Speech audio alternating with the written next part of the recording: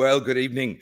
And once again, we are doing a slow chat, this time on our usual Thursday night. Those of you that were with me for the wonderful slow chat with Senator Alex Antic on Monday, you'll remember I'm doing a few extras. We're heading into the Victorian election.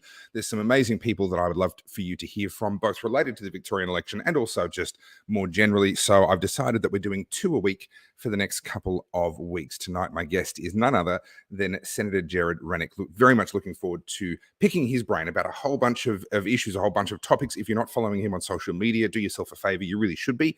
He talks about a lot of interesting things. And like Alex and like Malcolm Roberts and like so many others, not like so many others, like a select handful of others, he's actually willing to say what he thinks. And he doesn't seem terribly concerned about the blowback. So I do recommend you check him out. Now, Ian, asking the big questions early here, mate. You're just pulling out the big guns. What whiskey will Topher be drinking tonight? That is, of course, the number one question on everyone's lips. I've gone a little bit cheap tonight. I'm just drinking some Dimple 12. It's a decent blend. It's just one of those ones that you just need to have in the cabinet. And I've actually reached for a Perdomo 10th anniversary in the Maduro. And that's a lovely, lovely cigar for tonight.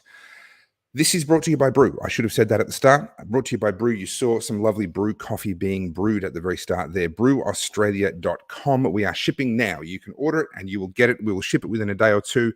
And you will have brew coffee, great coffee made easy in your hands very, very soon. And you'll be helping me to keep doing what I do. All right, lots of great comments coming in. Arche's having Bombay Sapphire. Simon approves of the whiskey choice. Good evening, Daniel. You got the Ascot Blue edition. Yes, well, I'm smoking the Perdomo Blue label, 10th anniversary Maduro. Good evening, Stairmaster. Good evening, Chris. Peter says, does it taste like freedom? All cigars taste like freedom, especially in this incredibly over-regulated country that we have. For me, it is very much the taste of freedom. But you know what? There's a couple of hundred people watching already, and I have an amazing guest. We're going to get stuck right in and have a lot of fun tonight with Senator Gerard Rennick. And ladies and gentlemen, here he is. Senator, how are you? Good, thanks, Topher. How are you? I'm doing very, very well. Now, we were just having a quick chat off air before we came on. You were having a bit of a munch when your camera activated. It kind of caught you out for a moment, and I said, "Oh, yeah, fair enough, having a snack." And you panned the camera around and showed me this incredibly sinful, decadent snack that you were having. And I'm going to out you to the world. Can you show the world what it was? I'm actually throwing it in the bin, but it was just a carrot. Yeah. Yes, it was. It was a carrot. I can confirm. So Senator Rennick and I are going to be at polar opposite ends of the spectrum. I'm having a tipple. I'm having a cigar. And the good senator is going to be very, very sensible and well-behaved. Now, speaking of sensible and well-behaved, there are people in the political world, and I would suspect people even on your own side of the fence, shall we say, that aren't necessarily thrilled with your behavior over the last 2 years or so. I kind of want to jump right in. Most people know who you are. There's probably not a lot of need for a big introduction. So I kind of want to dive right in. Why did you start speaking up when it would have been so easy to do what so many other politicians around the world and in Australia have done, and to just keep your head down? Why did you have to speak up? Well, that was the right thing to do. It was that simple. And, look, I'm totally comfortable that what I did as a coalition MP, so I'm in the LNP up here in Queensland, and our values are the dignity, worth of every individual, freedom of conscience, freedom of choice, freedom of speech. So there was no problems from, being in conflict with the party. And we should note that there's 10,500 members of the LNP up here in Queensland, for example, and I suspect most of them had similar views to what I had. Yep. So that's why I did it. I mean, you cannot walk past. There's ideology. Sorry, and the mind explosion there. But you can have ideological views, right? And we can talk about climate change, for example, and look, ultimately we'll pay a price for that too if we keep going. Well, we already are. Yeah. But that's not as immediate and drastic and brutal and cruel as being forced to take a vaccine that was causing injuries. And look, I probably kept my... Can I pause you for a second? For a second? Your audio sounded really good when we were chatting before the show. It's now gone crackly, and other people are noticing it's sounding crackly for them as well. Have you changed anything? Okay. Is it coming forward? I can probably hold this. Can you hear me better if I do this? Let's just work on the voice, on the noise.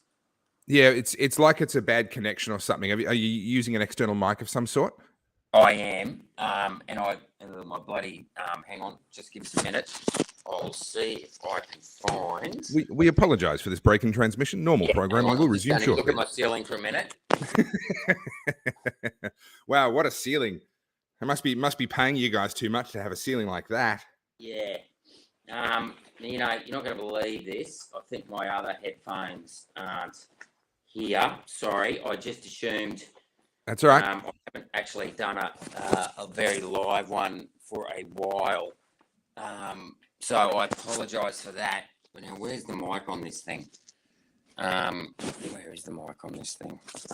Do you want to try just unplugging altogether, and we'll just see how the mic and the speakers sort of behave? I can do it on my. I'll tell you what. I will send the email to my iPhone. Let me do it on my phone, and that might be better. Sorry about this, guys. No, that's all right. Okay, so I'm going to log out of here, and I'll log back in. You can actually log in both at the same time. You can actually just bring in the other one, and then we can get like two different camera angles of you. You know. Yeah. No. Let me. Oops. Okay. Meanwhile, there are some very good comments coming through. Jared's mic makes him sound a bit like Daedalus from the game Deus Ex. That was an incredible game. That game broke my brain when it came out, way back in the day. Tim says he can still understand him. It sounds all right, a bit tinny. Daniel says we're used to technical difficulties on slow chats. We have had a few lately, unfortunately, but that's the nature of the beast. We got 250 people are currently sitting here watching us figure out a technical difficulty. Here we go. Now I'm going to turn this one off, turn the other one on. Now. Okay. Now you need to turn the sound off. You need to turn the sound off on the other one. Yeah, I've turned that off. So can you hear me better on this? Yeah, much better. Okay, cool. Yep. All right. So let's do that then. Chock that, and okay, hopefully we can resume. It'll be a bit of motion here, but that's all right. Hang on, let me try and clean that camera off. Yeah. Anyway, yeah. All right. Arthur was enjoying that. He thought he was listening to a Dalek. All right. Yeah. So you, based on the answer that you gave just a moment ago, you just basically felt like you had to speak up. For you, not speaking up wasn't really an option. Absolutely. And look, as I said, there's things that you can have a debate about that won't impact you so dramatically. Sure. And things that are just personal.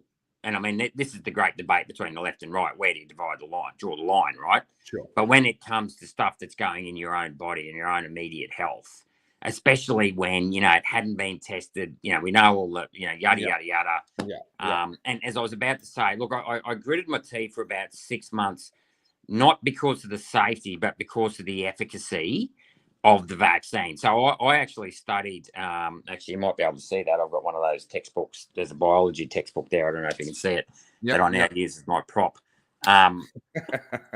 Years ago in my early 30s, I did a part of a science degree just to, because I've always been fascinated in biochemistry, but I knew enough to know that mRNA viruses mutate very quickly. So even if you got a vaccine for a virus, it may have only been, may have only worked for a number of months anyway. But so I was never sold on the fact there was ever going to be a silver bullet to provide immunity. But I thought, well, look, whether you like it or not, and I certainly never liked it from the get-go, 75%, 80% of the population were terrified of COVID. So I knew that a lot of them wanted to take something, and the vaccine was, a lot of people saw the vaccine as the way out. Now, regardless of whether or not it was going to work, my view was, well, provided it's safe and it's provided it's a choice, say la vie, let people do, choose what they want to do. And my advice to guys like Tom Connell and that who'd interview me on Sky was, I'd say, look, if you're worried about COVID, take the vaccine. If you're not worried about the COVID, don't take the vaccine. I'm not going to tell you what to do. Go and see a doctor if you don't know what to do. I'm not giving medical advice as a politician. Mm-hmm. And it was probably just over a year ago that I changed my mind on that when I became aware of young people being injured by the vaccine. Yeah. And that was when I was like, no. Listen, the chances of young people even dying from COVID or getting ill from COVID was, like 1 in 10,000. This was always a disease that when you stratified it by risk, was always for people of the non-working age. So, another red flag that, I was stepping up my rhetoric against lockdowns and everything. I was always quite vocal against that. But a big red flag was when Gladys Berejiklian said people can't go anywhere beyond 5 kilometres without vaccination. And that was, at that stage, I didn't realise the vaccine was going to be so dangerous. But even then, it was like, well, this is absurd because it's not a working age disease.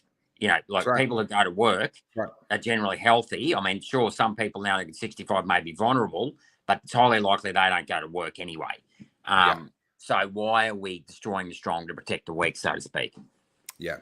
Well, this was my question from very early on, and I don't have any individual expertise in any of these areas. So I did what I've done on all of these issues, and I read very, very widely, and I try and actually find a breadth of opinion from people who are qualified to speak, and then try and discern who's actually spending more time talking about data, who's actually spending more time actually relying on hard information, who's being more transparent, who has a better history, a better track record.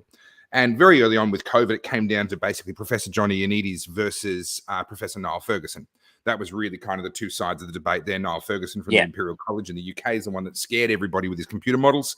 Professor Johnny Ioannidis, sort of the godfather, if you will, of modern epidemiology, was urging caution and saying, hey, we're making really big decisions based on very little data here. Yeah. And that then set me down a certain path that when the vaccines came along and we weren't able to see that data, I found myself having just watched Niall Ferguson scare the whole world to death on the basis of computer models based on very little and clearly very flawed data. I just found myself instinctively unable to get excited about the vaccines. However, I will also put my hand up and say I got this one wrong. When people first started saying, we're opposed to mandatory vaccinations, I rolled my eyes because I was like, no one's making them mandatory. Like, that's just a conspiracy theory. Well, I was a bit like that early on as well. Yeah. I was a bit like, nah, that's not, but then that was the same with border closures. It was sort of like, well, just 3 years ago, if you'd said that was going to happen, you said that would be absurd. So, yeah. My wife lords it over me because she predicted that the army were going to be on the streets. And I went, oh, babe, settle down. It was a matter of 3 to 5, maybe as many as 8 weeks, something like that, a pretty short time frame before we had the army out there with the police on the checkpoints doing the Ring of Steel thing down here in Victoria, where they divided the state in half and had the Ring of Steel around Melbourne. So she lords it over me with that one all the time now that she called it and I poo-pooed it, and sure enough, it happened. So here's the problem as I see it with our pandemic response. The experts that really had good information were out there. They, it's not as though it was the experts versus a bunch of conspiracy theorists and somehow the conspiracy theorists turned out to be right. There were genuinely qualified experts out there saying things that we now know to have been far closer to the truth than what was being said by our own politicians and our own supposed experts. So how did we put ourselves in a situation where we were depending on experts who so consistently proved to be wrong? What's wrong with our experts? It's too many of them, too much money, and the power is concentrated way too much in the hands of bureaucrats. Now, I was talking like this before the COVID pandemic broke out. I actually, one day on Sky, said, look, I'm more concerned about, there's a lot of talk about China and the threats there, but I said, look, I'm more concerned about the communists within our own bureaucracy. And I still am, but even more so. And you could see it very early on. Like I said, you didn't have to be a rocket scientist to know this. You give the bureaucrats an inch and they take a mile. Mm-hmm. And my concern was, and this was another reason why I was skeptical about lockdowns and vaccines and everything, even if you, could somehow tame this particular virus, it is impossible for governments to control the transmission of an airborne virus, right? Mm-hmm. So but we are there today because the narrative, the counter narrative, has been shut down. The media was bought out. They just didn't want to know about vaccine injuries. Social media. Look, there's been a lot of pushback on Facebook to the extent that they don't shadow ban us or ban followers or whatever. I mean, I don't need to tell a lot of the guys listening tonight what that's like. Twitter's just another. I really go on to Twitter because it's just totally dominated by the left. That may change under Musk. It'll be interesting to see how that pans out. But it is the control of the narrative by the few. And if you stick your head up and try and speak out against it, you will get your head shot off. So I'll say, lucky. I mean, it's a strange way to say this, but I had my head shot off a few times prior to COVID. I had once when I was a Senate candidate where the ABC went after me for 4 days trying to get me thrown off the ticket because I slagged off climate change, said we need to raise offshore taxes, but they said that I wanted to give, it turned that into me giving up, multinationals a tax break, which was the complete opposite of what I said. I said, look, I don't like compulsory childcare. You only get childcare payments if you put your child into an institutionalised childcare centre rather than encouraging a parent to stay at home or having a nanny come to your house. So they just did day after day. They attacked me. And that was in national media. And, Scott Morrison, who was the Prime Minister at the time, this was before he got elected, had to defend me in some national press conferences and that. So it was all pretty humiliating. But, needless to say, that was a part of the toughening up process. And then I got beat up one day again on Sky over my comments or my views on homogenisation of the Bureau, how the Bureau of Meteorology, manipulates data to present, the view that the temperature is increasing faster than what it really is. Now, I'll still stick to my guns 100% on that. I'm correct. But I got a pile on that day as well. So I'd sort of knew when I went rogue. Well, I'll say rogue. I mean, I don't think I went rogue at all. I just think I stood up for what was right. But I knew I knew what was going to come, and I knew you just got to stick to it, stick to your facts, stay composed, and use data, and don't let them try and bully you into submission. And that's so. Coming back to your original question, how did it get like this? It is very difficult when the media and this is what it was on. You can see straight away, it was day in, day out, daily press conferences, one state premier at 9, another at 10, another at 11, and one of the minor states at 12. And it was just wall-to-wall COVID fear, COVID. And, we had the ridiculous situation up here in Queensland where they had to, and in other states as well, as I suspect, whereby they were talking about COVID in the sewerage when there weren't COVID cases. They just weren't going to let it die. Another red flag, you just knew, well, if they're talking about COVID in the sewage, and Norman Swan was talking about it again the other day, you're like, get a life. Like, seriously, who's going out trawling amongst the sewage, looking for COVID? I mean, they probably were, to be fair. But the whole fact that there was COVID in the sewage and no cases probably meant that, clearly it wasn't as bad as, what they were making it out to be. That was Professor Johnny Anides' point right from the very beginning, that all we can measure is the case fatality rate, the number of cases we've detected over the number of deaths. But actually, what we should be trying to understand, even though we can never measure it precisely by definition, is the infection fatality rate, including all the infections that didn't get detected along the way. And what that sewage story actually proved was that COVID was a lot less deadly than we thought, because clearly a lot more people had it than we thought. So it actually served to prove his point. Is there something about the relationship between politicians, power, and the experts that they appoint? Is there a certain degree of incest going on there, a certain amount of you scratch my back, I'll scratch yours? What would we have to reform in order for our public service and these so-called experts to actually care about the truth more than about their job? That's a very good question. Look, it's a good question. Incest. Incest isn't the word I'd use. What you've got here is people become ministers. So, we'll name names here. Greg Hunt. Greg Hunt was never a medical professional. He was completely dependent upon the advice he was given by the medical professionals. Sure. Step one. Now, I would argue that he got enough advice in the end that he should have, withdrew, for example, some of those vaccines. So I went to see him about the reported death of a 14-year-old girl from the Moderna vaccine. I posted the letter I wrote to him and then saw him. on Facebook, and he poo-pooed my concerns. And I said, look, we should withdraw the rollout of Moderna for people under 30, like Japan and Sweden and a couple of other countries have done. At the very least, review it, and then, let's get to the bottom of this. And so he didn't do that. Now, he would have been backed up by the likes of Skerritt. Skerritt needs to go to jail, the head of the TGA, and I think that Atagi needs to, Nigel Crawford and a couple of those guys pretty close to going there as well. But early on, back to that ministerial relationship. So these ministers are very dependent upon their so-called experts. Not that they're experts, but they're careerists who should know what they're talking about. Now,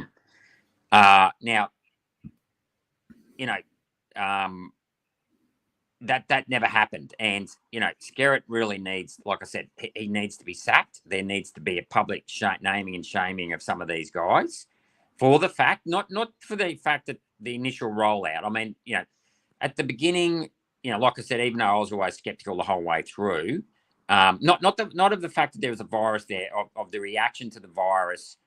Because viruses, especially for old people, even flus. I mean, I suspect they're deadly. My mum out. They're deadly. Take her out directly, but knocks people around, right? So I'm not trying to downplay that governments don't have a responsibility to people to try and minimise their health risk to a degree. But this was always overplayed. But back to that, that's where you need intelligent people who have confidence in their own intelligence and courage of their convictions to stand up and do the right thing. Now, yet again, though, we have this other problem in this country whereby it's called our federation. And had even Hunt wanted to do the right thing, then he would have had to fight Andrews and Berejiklian and McGowan. Well, especially, I'll say, and I'm not trying to be partisan here, but sure. Especially Berejiklian, especially Andrews, Palaszczuk and McGowan, because they were political from the get-go. I said this earlier to my staff. I said, these guys will run this all the way through to the next election, and they will use this as a weapon. Because that's what, Labor always do, that. They use safety. You can't do that because it might affect safety. And to a degree, that matters, like that is important. But a lot of people are calling for a royal commission to COVID. And look, if I thought there was going to actually be one where people got prosecuted, I'd probably back one. But we also need to have a proper constitutional convention and clean up the Constitution. I mean, it has been butchered, the Constitution, by various High Court cases, the Franklin Dam being a classic one, and other parts of it where the intent of the Constitution has just been completely annihilated by High Court judges. And I know a lot of people think the Constitution is precious, but it actually needs to be. The decisions that have come in the 100 years since it was written have stuffed up our federation big time, and we've got to fix that up. And it's not even our Constitution. It's little things like federal roads are an 80-20 funding split, right? There's nothing in the Constitution about it's got to be 80-20. The federal government should just take 100% of federal roads and then get the army, have an engineering corps within the army to build all our infrastructure. Just do it. Right, no more foreign ownership. Just get our army, get an engineering corps in there, build our federal highways, build our power stations, build our ports, airports, cut the crap. We need to have a military that can rebuild this stuff. If we have a war and it gets bombed, they need to know how to rebuild it. We can't pick up the phone to a foreign multinational and start talking contracts with some Spanish, building company to try and build a bridge if someone drops a bomb on it anyway. Yeah. But furthermore, if we want to get manufacturing and things back in this country, the government's got to step in and do it themselves and I think doing it through the military, I'm going off the tap here a bit, but doing it through, the army, where we bring back those skills, those very important skills of, of manufacturing and, mechanics and builders and engineers. We need to do that. There's this who's in charge. Back to the ministerial public servant relationship. They have got a real attitude. Like, they seriously need to be. The public service needs to be cleaned out. Sorry, hang on, I'll take that back. The bureaucracy needs to be cleaned out. Not our frontline teachers and nurses and police. Sorry, just pull me up if ever say the word public service. I mean to say bureaucracy. The dude mowing the grass down at the local park is cool. We're cool with him. It's the people at the top of the tree making these decisions.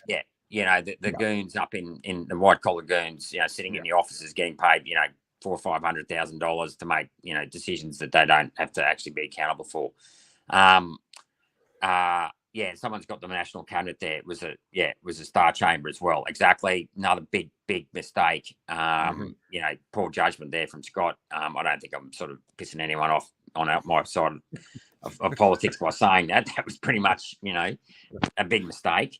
But we need to sort out the roles and responsibilities of state and federal governments. And I said that in my main speech. But back to the bureaucracy, they need to be held made accountable.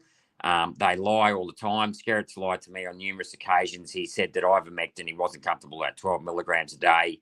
Yet, despite that, Merck, the maker of it, said you can take 60, 90, 30, 60, and 90 day 1, day 4, day 7. This is back in 2014. You can take 120 milligrams in one hit. He lied to me about the lipids being the same, which is the lipid nanoparticle being the same as the lipids in the steak or sausage you eat for breakfast. That's not true. They're ionized. He keeps saying there's no evidence of this and no evidence of that. Well, look, I don't want absence of evidence. I want evidence of absence. So he's deflected quite a few times on that. Now, they need to be held accountable for these lies. I mean, the AFP, Reece Kershaw, said that there were, 10,000 at the Canberra rally in February. Like, give me a break. That's just a blatant lie. Even if he'd sort of said 50,000, which is still obviously on the low side, you'd like, okay, well, you're starting to get up to a decent crowd size, but 10,000, come on. And they just sit there and lie, in estimates and lie, and they just don't get held to account. As someone said to me early on, he said, in the bureaucracy, you fail upwards. So the more you fail, the more you get promoted. And that seems to be the way it is. I mean, look, the RBA. We've just lost your audio there. We've just lost your audio. Sorry, you got it back in? Yep. And then, of course, we've got these things called independent statutory authorities. The TGA's one of them, ATAGI's one of them, the RBA, the ABC, the CSIRO. Like, they're also called independent, but that's actually double speak for unaccountable. Yeah. Right? You can't, even politicians can't get at these people. So, it's very hard to hold them to account, and then hold it to account, you've got to have confidence in what you're doing, and the courage of your convictions to go in there and do it, and then turn around and face a barrage from the media who love the fear porn. So it takes some doing, and the other thing is, politics in the world has changed a lot in the last 15 years. I mean, I can name the time and place where I first was told about it. It was at a pub in Bondi back in one Sunday afternoon with a mate who was going overseas, and he said, I'm getting involved in this disruptive technology. And he was always one of my mates who was off on one of these grand schemes, and I thought, what is it this time, Rob? And he was talking about this disruptive technology, but look, he was right. And social media and these iPhones, which I held off for a while. I got my first iPhone in late 2012, but since I've had it, it's changed my life. Right, I'm on it all the time. So, but on the social media and everything, the vilification and the attacks that you can get through personal messages and everything like that, it's I mean, you've probably experienced it yourself. It's full on. So, yet again, you can get knocked about and intimidated by the verbal abuse, the silent abuse that you get through social media. That can knock people around as well. Plus, obviously the overt media attention through the mainstream media, and then you've got your own backbenchers, and I'm a backbencher, but I'm probably not a normal backbencher, who are going, well, look, our constituents are afraid. Like some electorates have a higher number of pensioners and retirees who would have been genuinely concerned about COVID, et cetera, and a lot of people still believe what they hear, right? I mean, they go to work and they just hear those sound bites, and they've got other big fish to fry. So they tend to believe what they hear. I mean, I think more and more people are sort of no longer taking everything they hear at face value, but people don't want to not believe in their government. They don't want, and I'm the same. I don't want to be so cynical myself. I hate being the person I am on social media and I just bitch and moan all day. Like, that's actually not me. I'd rather shut up and solve the problem. I'm with you. But because there's a backbencher, I'm stuck, and now I'm a backbencher in opposition. all you can do is raise awareness until you get back in a position of power, and hopefully, when you're in that position of power, you use it properly, and in the right way. Yeah, look, it's a big problem, and I was given many years ago Andrew Bolt's first book, and the book itself was actually a disappointment because it was just a collection of his columns that he'd written. I actually assumed it was going to be an actual book from him. The most valuable part of the whole thing was actually the foreword. And in the foreword, there were two things that really stuck out to me. Number one, he at the time was the most read Australian political commentator. And his blog was the most popular, and possibly still is, I'm not sure, but certainly was at the time. And in the foreword, he wrote a thank you to all of his sort of colleagues on the other side of the political fence because they'd left half the Australian population to him, by all of them being of a more of a left-wing persuasion, and him being the only one that could be categorized as sort of right-wing. So that gave me a smile. But the other thing that really stuck out to me was he mentioned that quote about how politics is the art of the possible and the Overton window, and how he saw it as his role to shift the Overton window to what was acceptable for a politician to then be able to speak up. And I don't recall exactly how he said it, but it was quite lovely, and it stayed with me in that sense of, once he comes out and says something, everyone can ridicule him, but then a politician can come along and go, look, I don't agree with Andrew Bolt. Like he's gone a bit too far. But, there was one thing that he said that did stick out to me, and they can actually just walk back a little bit, and now they're inside the Overton window, whereas if they'd gone out there on their own without someone else having kind of run cover. And so to a certain degree, I kind of adopted that as my own little mission. And if you go back through all of my COVID stuff with that in mind, you'll see it through different eyes. There was a great comment here. I'm just trying to scroll back to find it. Or a great question here that I meant to ask Senator Antich last week and never got around to it because we got busy with other things, and 2.5 hours later. Now, this is a question without notice. Oh, no. Whoops. I just lost it. This is a question without notice. So feel free to dodge, weave, choose not to answer. Daniel Hillier. I'd be curious to hear if the senator is concerned about his pre-selection chances for the next election. Now, the reason I find this very interesting is because I spent time in Tasmania, where Senator Erica Betts was given the third place spot, a tough spot to win. In Queensland, we saw Amanda Stoker given a tough spot to win. These are people who were, willing to rock the boat a little bit in their own issues, on their own issues and in their own ways. Yourself and Senator Alex Antich, I kind of look at and go, are you at risk of being given the same treatment? Perhaps you'll be selected, but you'll be put in a spot that's a bit tough. Well, I'm already in the third spot, so that's how I got up the first time. Okay. Yeah. All right. So, so the question is, so I'll only run for number 3 again, because Paul Scar, my good friend, is number 1, and I won't run against him. Look, I mean, like some people will probably maybe have a go and run against me. That's fine. That's up to the party and whoever wants to have a run. And it's up to the party to decide who they want, and that's fine. I decided early on that I'm just going to be myself for 6 years. It was quite an honour and a privilege to become a senator in the first place. And I have to live with myself. And unfortunately, I've got a conscience that, people describe me as a deep thinker. Well, that's how they describe me now in politics. I've never thought of myself as that, but now that they've sort of said that, I'm starting to think maybe I am a deep thinker. But I certainly know that I can't live with myself if I didn't do what was right. And I've just got to go.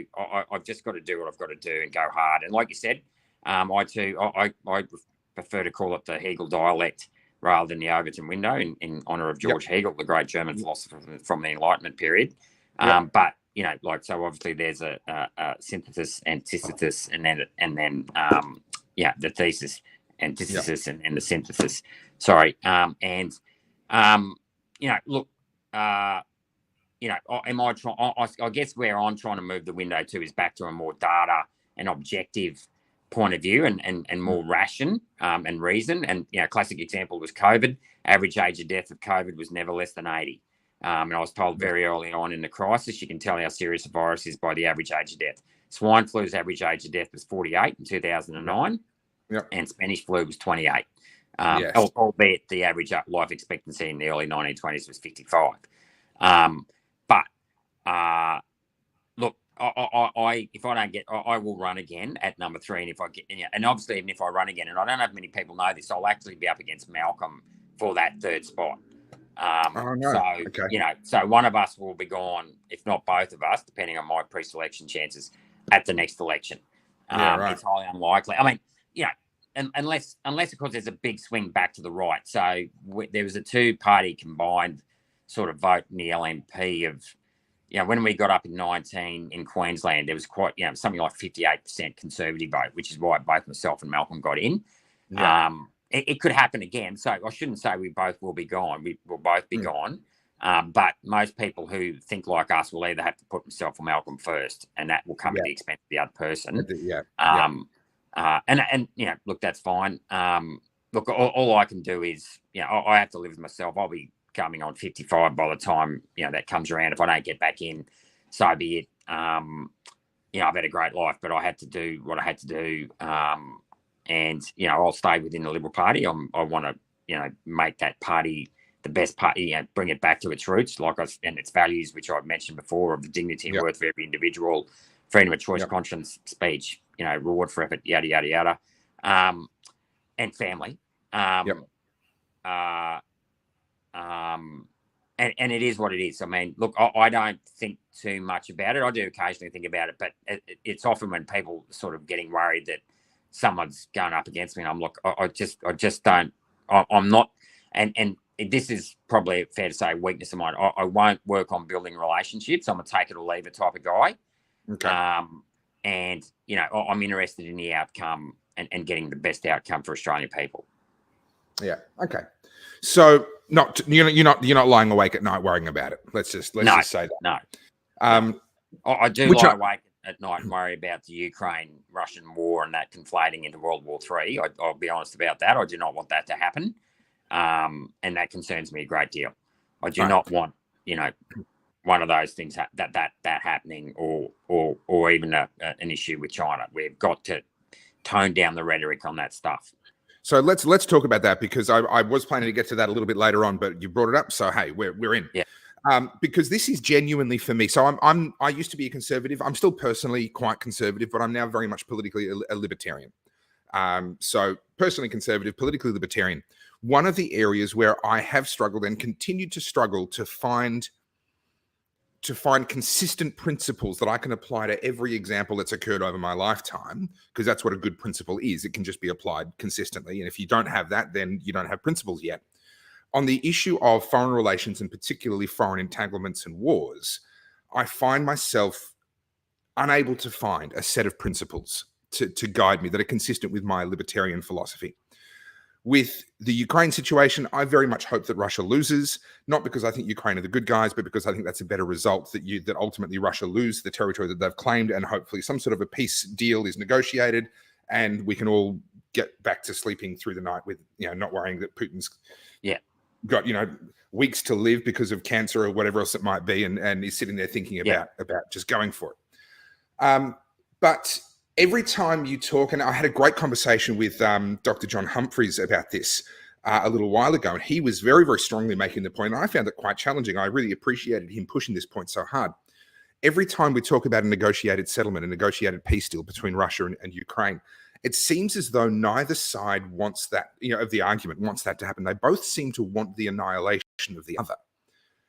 How do we turn this discourse to the point that people actually accept that no one wins in war? And if we try and get an absolute victory one way or the other in this war, it's going to escalate.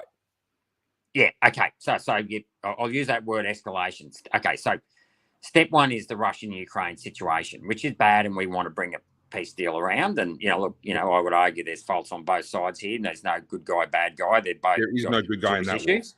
Yep. Right. But we don't want to, as they say, war doesn't determine who's right or wrong. It just determines who's left. Yes. So there's that level. But I'll leave that, that really is an issue for Russia and Ukraine. And, let's put that to one side. The next level is the escalation between Russia and Europe / the US. Mm-hmm. Right. If that happens, that will bring about the destruction of the West, in my view. Well, okay. It has the potential. Let me rephrase that. It has the potential to bring about the destruction of the West, right? Okay. And then step number 3, you will then end up with China being the hegemonic power in the world. Okay, so despite that people might think I'm anti-US, I'm not. I'm actually the complete opposite. I'm very pro-USA, pro-patriots, pro-1776, where they, people talk about the WEF today. I'll say, go back to 1776. That is the classic example of the battlers, what we call the battlers. They're good friends, the American people called patriots, basically gave the middle finger to the elites and said, get stuffed. No taxation without representation. And we are going to control our own currency. That people rarely talk about the currency and the use of counterfeit continental notes by the European banks to stuff up the colonies, but that was a big issue as well. I think Ben Franklin was quoted as saying that was the big thing that really tipped him over the edge. So very pro USA in all of this, right?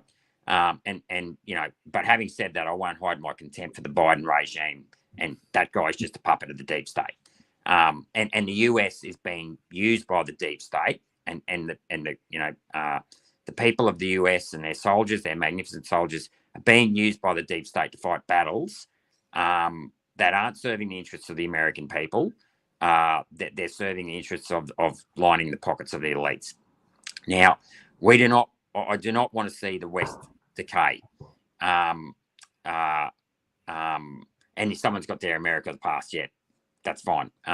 So we want to promote liberal Western democracies, and if we lose Europe and the States, or a fair chunk of it, both economically, military, and strategically, China will become the world superpower and a unipolar power at that. And that to me is the big picture that I look at. Now, I do not want a scenario where we've got 2 to 4 provinces in eastern Ukraine turning into escalating into a situation that's going to turn the world upside down on its head. And that is, I get the feeling that, I don't know if the people in power are aware of that risk, but I certainly am, and it's not the risk that I want, because Australia is an isolated country in the bottom of the South Pacific, and if the Western powers get too weakened, we will, I don't want to, I mean, who knows what's happened, but we will be vulnerable to this fallout, and we just don't want that to happen. So that is where I come at there. So let's put this thing, well, I shouldn't say genie, let's sort of contain this as soon as possible, as quickly as possible. Okay, so translate that for me then into what you would like Australia to do. As you say, we're on the other side of the world. We've sent money, we've sent some equipment. We've certainly verbally picked a side, very much so. We had a prime minister head over there and get his photo opportunity and all the rest of that sort of stuff. What would you rather see us do? Well, we need to be calling for diplomacy. Look, by all means, humanitarian aid. But we also need to make it clear that we can't interfere with countries as well. So I go back to the 2014 Victoria Nuland, Jeffrey Pyatt phone conversation where they talk about who they're going to install in the regime. Now, that took place on about the 2nd of February. Nuland was quoted as saying, F the EU. Merkel jumped up and down about it, rightly so. Nuland had to apologise to Merkel. About 3 weeks later, the violence really escalated in the Euromaidan. People were shot by snipers. There's it's contested who the snipers were acting on behalf of. But long story short, because Yanukovych from back in October 13 decided to pause the EU agreement, that somehow it's okay to overthrow a democratically elected government. And I'll qualify the word democratically elected because, Ukraine's a corrupt state. So whether or not, it was a clean election in 2010 and 12. So he was elected twice, 2010 and 2012, mind you. I'm not saying any of that was above board either, right? But as a Western country, we can't condone the violent overthrow of democratically elected countries, right? In inverted commas, especially when, all he did was pause the, association agreement with the EU, which was effectively a trade agreement. It wasn't as though he started bombing eastern Ukraine, which is what happened after the overthrow, right? So, I'm not saying that when they get out of hand that maybe sometimes, countries have to step in and stop the violence. I won't, I don't want to, say any more than that, but this to me wasn't the bad thing. And the ironic thing about all this, we're talking about promoting democracy. No one's actually asked the Europeans in the EU whether or not they even want Ukraine to join the EU. Yeah. Right. Yeah. Other than that, it's just assumed to be this automatic good. Yeah. And so, except with the exception of one country, the Netherlands, that voted against it 62-38. Yeah. So, step one should be, do the Europeans want Ukraine even become a part of the EU? Because they will have to pay taxes to rebuild, even back then, to build Ukraine, while the multinationals pick up the profits from the building Ukraine and get the extra 40 million people in their market, and et cetera, et cetera. And that was one of the reasons why Yankovic didn't sign a deal. He said, because we will destroy our manufacturing sector and we're not ready to join the EU economically. So, there's a lot of genuine issues, and there's a lot of, areas. I struggle to see how you can justify the violent overthrow of inverted commas, democratically elected government for those type of reasons. I'm with you on that. So it's a messy situation, right? Which is why I get, upset when we, and I get annoyed when we just hear the one side from the media and Putin bad, let's escalate. And it's like, well, hang on here. Russian-speaking people in Eastern Ukraine, their government, because the Party of Regions, Yankovic party, was the party that got thrown out. First of all, their sort of party got thrown out, and then they started copping shells. And I know Russians got involved in Ukraine and started firing backwards, right? So, civil war, messy. whatever. It's messy as hell. Yeah, messy as hell. Yeah, but there are two genuine sides to this story. And yet again, I don't think it's right that we condone a violent overthrow there in Ukraine. And you've got the Democrats jumping up and down about what happened in January the 6th with Trump, which was very mild compared to what happened in Ukraine, and very mild to what happened with the Black Lives Matter riots, right? Sure. And it should be noted, the CIA's got form on this. They did it in 1953 with Mossadegh. And look what's happened to Iran. I mean, Iran was a democratically elected country here, right? Interestingly enough, they tried it on again in 1957, the British, the French, and the Israelis with the Suez Canal, and Eisenhower said, don't even go there. And ironically enough, Eisenhower came out in his final speech and warned of the military-industrial complex, which to me is the greatest speech of the 20th century, in the sense it was very pathetic. And he also warned about the scientific and technological elite. Now, I don't know if many people realise this, but Eisenhower was the head of Columbia University for 7 years as well after the war. Okay. So he was head of NATO, Supreme Allied Commander of NATO, president for 2 terms. Obviously the commander at D-Day. I mean, this guy knew his stuff, right? And if he's telling you there's a military-industrial complex, then believe you me, there's a military-industrial complex. Good luck trying to call Eisenhower a conspiracy theorist on that one, and then it just feeds into Kennedy.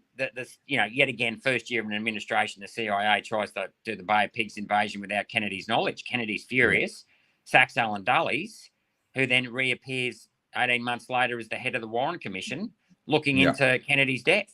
Anyway, I'll leave it at that. There's so much there. The US thing, right? I'm very pro-US. It's just I don't like it when these insiders are taking over the states. The founding fathers must be rolling in their graves, along with so many of their great presidents. Yes. At how the swamp, and we've got our own swamp here in Canberra, and England has their swamp in the City of London. It's, and as I'm saying this more and more in the chamber now, this isn't a left versus right. That's a fake ideology. And Reagan pointed that out when he spoke in 64 or 63 at Barry Goldwater's speech. And this was Reagan's first political speech. He said, look, this isn't between the left and right. This is between the top and the bottom, and maximising freedom to the maximum extent possible. And it's really about empowering the individual and making sure they, have the maximum amount of freedoms. And that doesn't mean to say you can pick which side of the road you drive on, or you drive through a red light. Sure. But, personal choice and things like that, we have to empower. And, there's someone sent me a good meme today about wars fought between people who don't even know each other to protect the elites who do know each other. But, that's right. And it's sort of, so we've got to look at the big picture here. We don't want it blowing up. On the back of COVID, with all these trillions of dollars in debt, our energy grids, stuffed by renewables. This is the last thing we need. I mean, this Russian war is bad enough because it's sent inflation through the roof. Russian-Ukraine war is bad enough to send inflation through the roof. But if this thing escalates, it's just you know, I mean, Iraq was a bad war, but they didn't have nuclear weapons, right? As you say, Putin, we don't know what Putin's going to do. If everyone thinks he's as mad as what they say he is, that's even more of a reason to talk him down off his tree. Yeah, not less, to. you know what I mean? And then you've got Biden, who, you know, is yet again unstable, let's be honest, as well. So this isn't, at least in the 80s, I mean, I was greatly influenced by the Reagan-Gorbachev era there, where they had 3 detentees throughout the 80s and basically ended the Cold War through conversation and dialogue, right? Yep. And I've quoted that speech in my pre-selection speech, that Reagan did this fantastic speech in the East Room at the White House in about January the 16th, 1984, where it was the speech that began the detente between the USSR and the States. And he was talking about how, if I may have these names wrong, but Billy Ray and Sue were talking to Ivan and Ivanka, and what would they be talking about? And he says, you know, they'd be talking about their common interests, their children, what their children do, about, you know, their jobs, and, you know, their bosses grinding their gears. He said, you know, and it's our common interests that bring us all together. And, you know, I was lucky, you know, when the war came down in the late 80s, I graduated in 1990 and, you know, got my accounting qualifications, and then went overseas for what I thought was 2 years, and ended up traveling for 7 years and went to 85 countries. And I traveled in a glorious period, those 90s, the period of the 80s and 90s, with just the golden age, you know, relatively peaceful. You know, the biggest political crisis of the 90s was Bill Clinton getting a blowjob from Monica Lewinsky. You know, like, it was really, I mean, to be fair, there were, you know, issues in Serbia, but never felt like it was going to escalate outside of the former Yugoslavia. But, you know, compared to what we've gone through since then, September the 11th, the GFC, the COVID crisis, you know, the whole Middle Eastern conflict, and now Russia, Ukraine, where you're playing chicken with a nuclear power, it was a golden era. But I really feel like we have to, you know, that experience I had, and the generosity, including Russia. I went to Russia twice. I went to Iran once. You know, the generosity shown to me by people, you know, we have to return that. We have to remember that, you know, I've got nothing against the Russian people. And this is the other thing, you know, one of my things where I got beat up early on was a Senate candidate, was I said, we've got to stop vilifying Russians, because they're people just like you or me. And most Russians be just like you and me, worrying about paying off our mortgage, what our kids are doing. Are our kids, you know, do they have confidence? Do they got friends at school? Are they happy within themselves? And how soon can I retire and get the hell out of here, you know? You know, and so the human race, there is only one race, the human race, and we've got to really, you know, remember that it's about the individuals, and we can't have these blowhard organisations, you know, oppressing people and then using them as cannon fodder, you know, because they're just power hungry zealots who have no empathy or any connection to the individual. Yeah. Well, Rosina's got a great comment here. It's not our war. Get your nose out. The thing that I just keep coming back to, I grew up as a pastor's kid, and we read a lot of the Bible when I was a kid. And there's a verse I believe it's in Proverbs, that says, "He who meddles in a business that is not his own is like someone who grabs a dog by the ears." And I love that analogy, because if you've got a big dog and you grab them by the ears, they're going to get angry at you. Now you can't let go, because you're face to face with an angry dog, and you've just made whatever the situation was, it's now a whole lot worse. And how does that end? It ends with someone getting hurt. And I just feel like we just keep meddling in business that is not our own. We've done it time and time again within my lifetime. And I just feel like we're ever so close to crossing that line again in the Russia-Ukraine situation. So now that we've solved that problem for the world, let's move on to a completely trivial problem, and that is the ambitions of China. How do you read the situation? We've just seen Xi Jinping sworn in. He's now essentially Grand Poobah of China for life. What's the right play for us here as well? How do we handle this relationship? Well, we've got to live with China.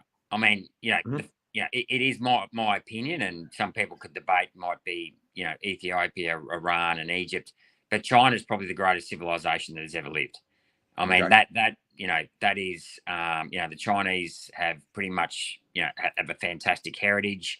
You know, they're an incredibly hard-working race. You know, yet again, I went to China twice in the 90s, and I can remember thinking, you know, one morning we were leaving this hotel, and, you know, this Chinese guy was sitting there in his stubbies and thongs, and a white sort of Jackie House singlet, have a durry out of his mouth and a beer. And he let off some firecrackers. And I can just remember thinking, I mean, you know, you grow up, oh, communist China. And I'm like, well, this bloke's, you know, yet again, another human being who, you know, he's probably having a beer at 8 o'clock in the morning because, you know, like, you know, he's got the shits with life or something's grinding his gears and weighted the world on his back. You know, so we have to live with China and, you know, we have to be honest here. We have been very lucky. We've made a lot of money from China in the last 20 years. You know, they bought a lot of iron ore from us and everything like that. So, you know, we have to respect the China and the Chinese people. You know, and hopefully they'll respect us. That's not to say that, you know, you know, obviously, you know, there's the issue of Taiwan, you know, which I, you know, it's obviously, you know, Taiwan's an independent country, but, you know, there's a bit of history there, you know, which, you know, like, again, you know, I don't want World War III breaking out over Taiwan either. You know, the people in Taiwan are Chinese or Taiwanese now, but, you know, it's like us fighting New Zealanders, right? I mean, it's the idea of us fighting each other because we can't win the Bledisloe Cup. You know, I mean, whatever. You know, not that it'd be a contest. I don't think the Kiwis have even got an air force, have they? Look, who knows? I mean, we depend on the US for our defense, and they depend on us. That's true. So, yeah, we shouldn't. You know, it's just having historic Kiwi friends. Glass houses and all that. Yeah. You know, yet again, it's you know, I try to stay away from the Chinese issue rather than to encourage diplomacy. You know, look, there's a few issues there, but yet again, though, coming back to this Russian-Ukraine thing, it's pushing Russia into Chinese orbit at the expense of the European orbit's just madness, right? I mean, we're cutting gas off from Germany. I don't know why you know, the power brokers in NATO think that's a good idea. I would have thought cheap gas for Germany and Europe was a good thing from Russia. Because now that gas, I mean, that gas was already going to China, but even more is going to China at a cheaper price, and they're recycling it back to Europe anyway, I'm led to believe.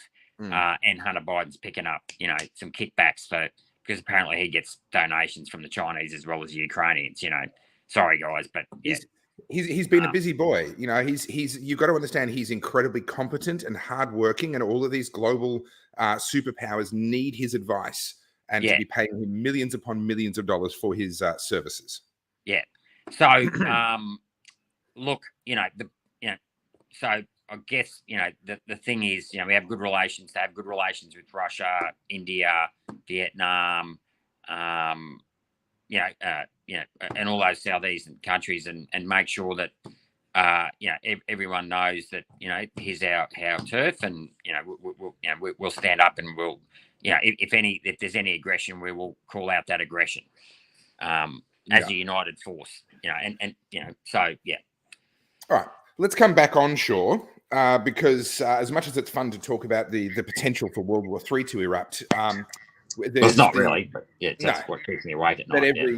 In all likelihood, if we're going to explode, it'll actually be an implosion from within because we're doing some pretty dumb stuff here, all on our own.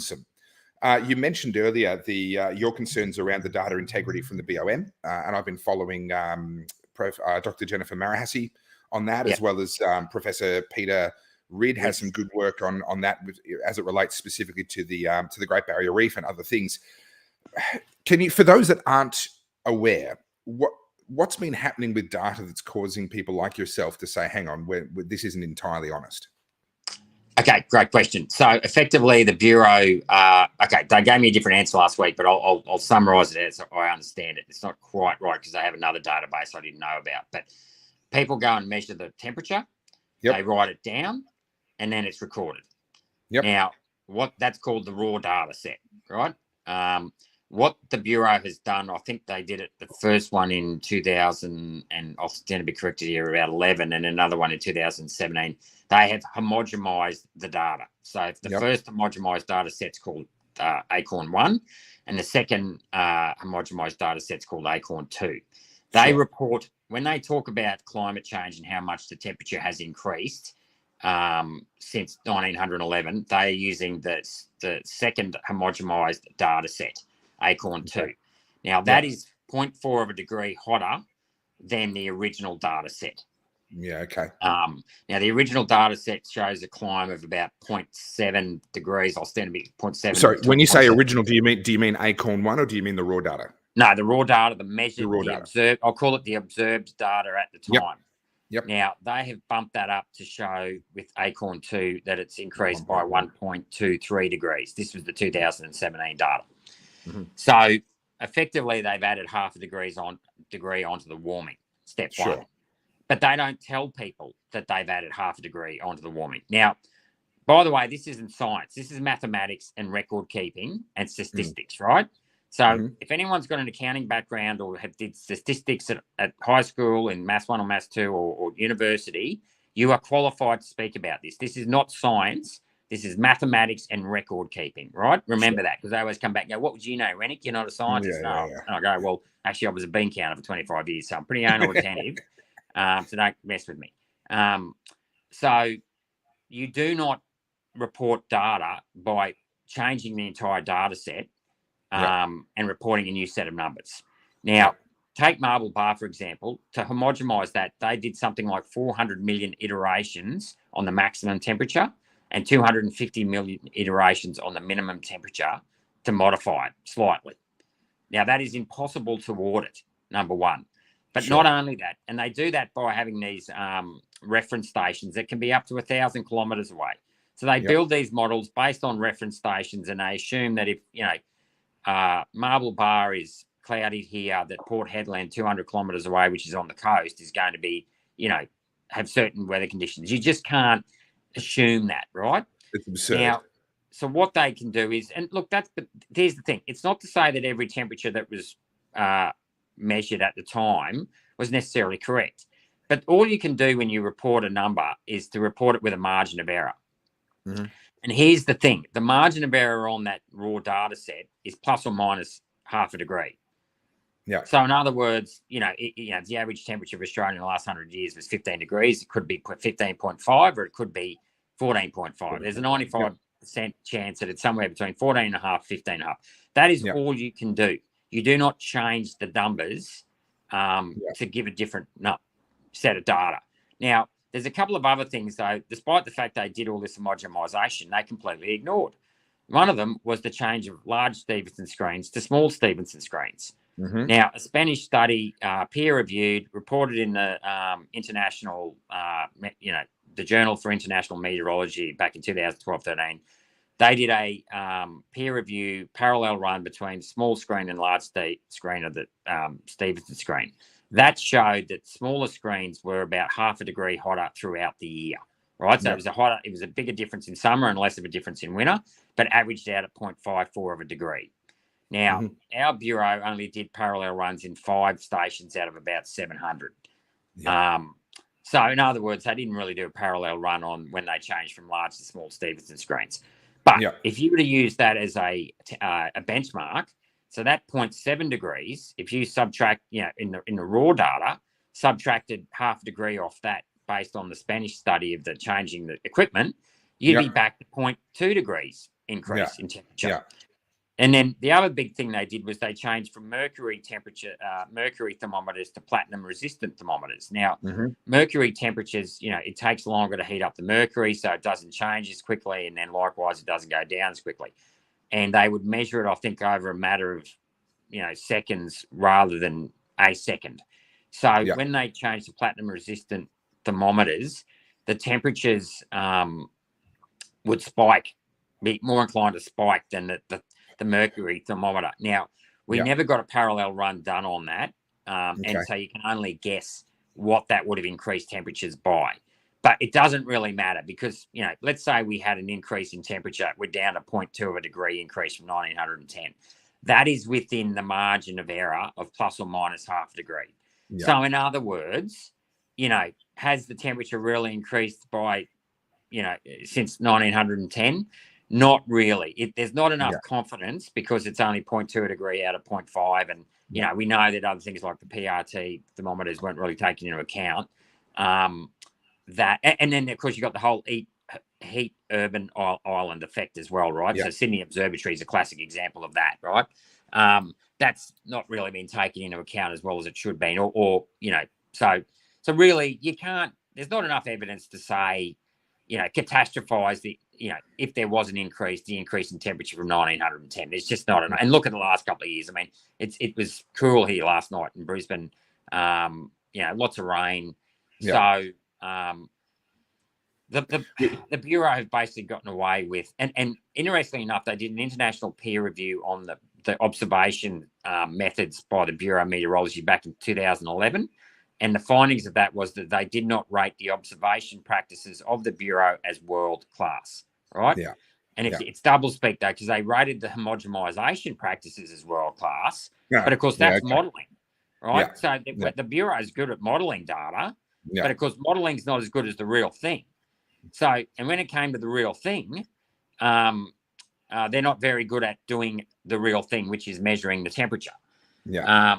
So I want to pause you just for a second here. I did a slow chat a month and a half, 2 months ago with Anthony Watts, an American meteorologist. Yeah. I'm not sure if you're familiar with him. Yeah, I did watch I watched that. Yeah. Okay, brilliant. So he spearheaded a thing called the Surface Stations Project in the US, where they were trying to actually essentially find out to what degree is this urban heat island effect likely to be affecting data, and what's the quality of the actual siting? Are these measuring stations compliant with their own rules and requirements around not being affected by a car park or asphalt or these various other things? The other thing that he talked about, so Daniel, I'd recommend that you go back and find my slow chat with Anthony Watts is his name. And a Stevenson screen, that's essentially a slatted box that is placed around the measuring instruments so that the sun doesn't shine on them directly. They're detecting the air temperature as the air moves through that screen.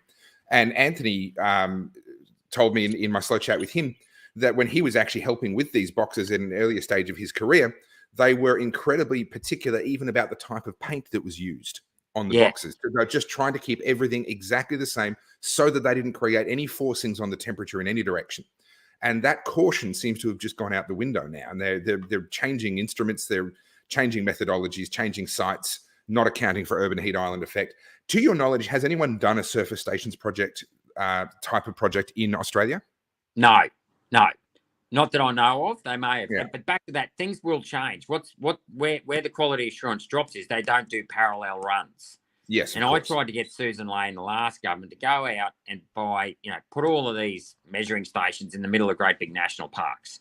Where no one's going to go and get them right out of the cities and stuff like that. That's what we need to do. But yet again, they've got satellite thermometers now anyway. So I don't know. I mean, look, that brings its own challenges, but at the very least, those challenges are fairly well known. The regression of orbits and various other things that happen there.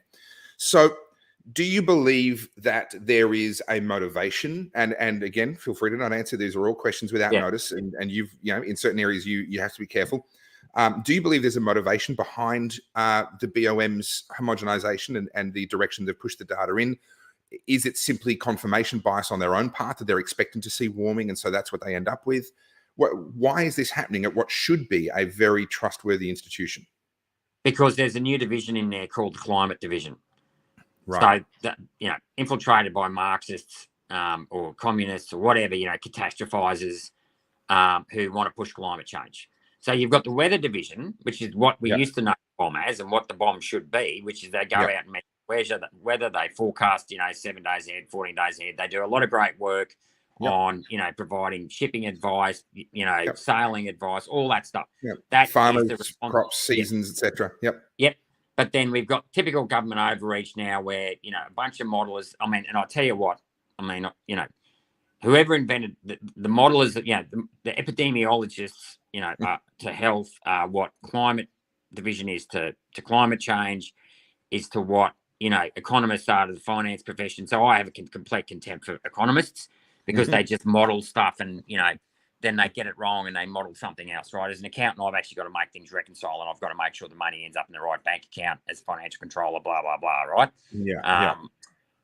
Economists don't do that. They just make forecasts, and if they get it wrong, tough titty, they just do it again next quarter. And if they get that wrong, tough titty, right? They just get on, do their, So that's where the Bureau have gone wrong. And because the model is the people there with an agenda, or if they didn't have one when they applied for the job, they soon realised that, you know, money's coming to the Bureau from certain people who will start to pay them to push a narrative.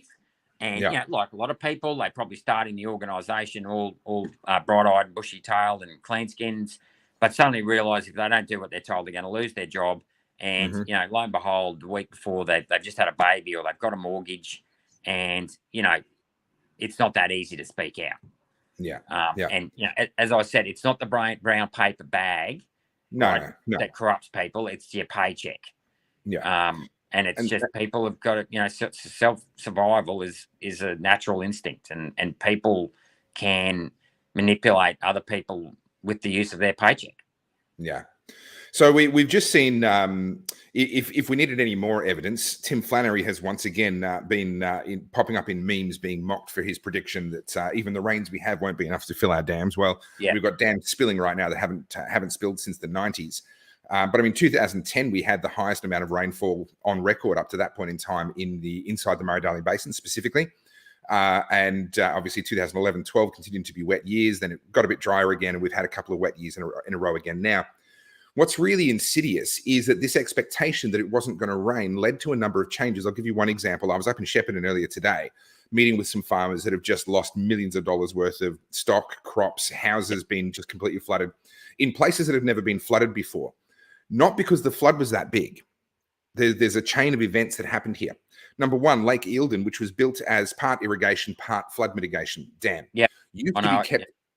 Used to be kept 70% full, and 30%, actually 40%, because it could go to 110%, was held as flood buffer. Now, because of course we're not going to have those rains anymore, they changed it. They hold it at, I believe it's 95% now, and only 15% is kept as flood buffer. Well, we just had some very, very flooding rains, and Eildon, of course, had to start releasing water much sooner than it should have had it been operated under the old rules. We then had a situation where Loch Garry. So I was up in the area where a thing called Loch Garry is, for those of you that live on the river.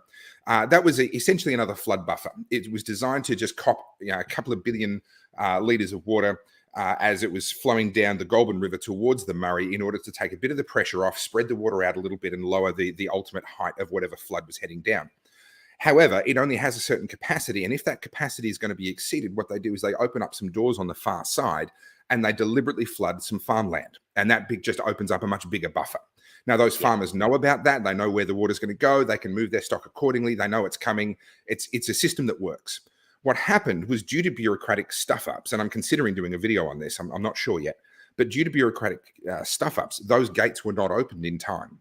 And therefore, the flood exceeded the levee banks and ripped them down, and water headed out into places where it was not supposed to go, where the farmers were not prepared, and killed a whole lot of livestock, destroyed enormous amounts of property. And now Loch Garry itself is no longer functional.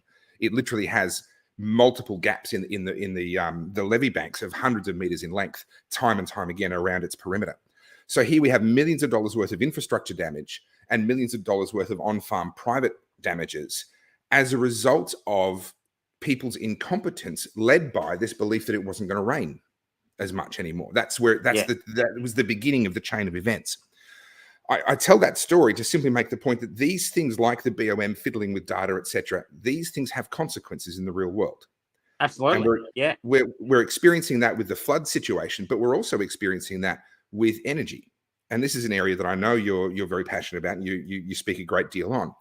We are making decisions on the assumption that atmospheric carbon dioxide is basically the devil, and we have to spend any amount of money and suffer any other consequences in order to reduce how much of that we're putting into the atmosphere.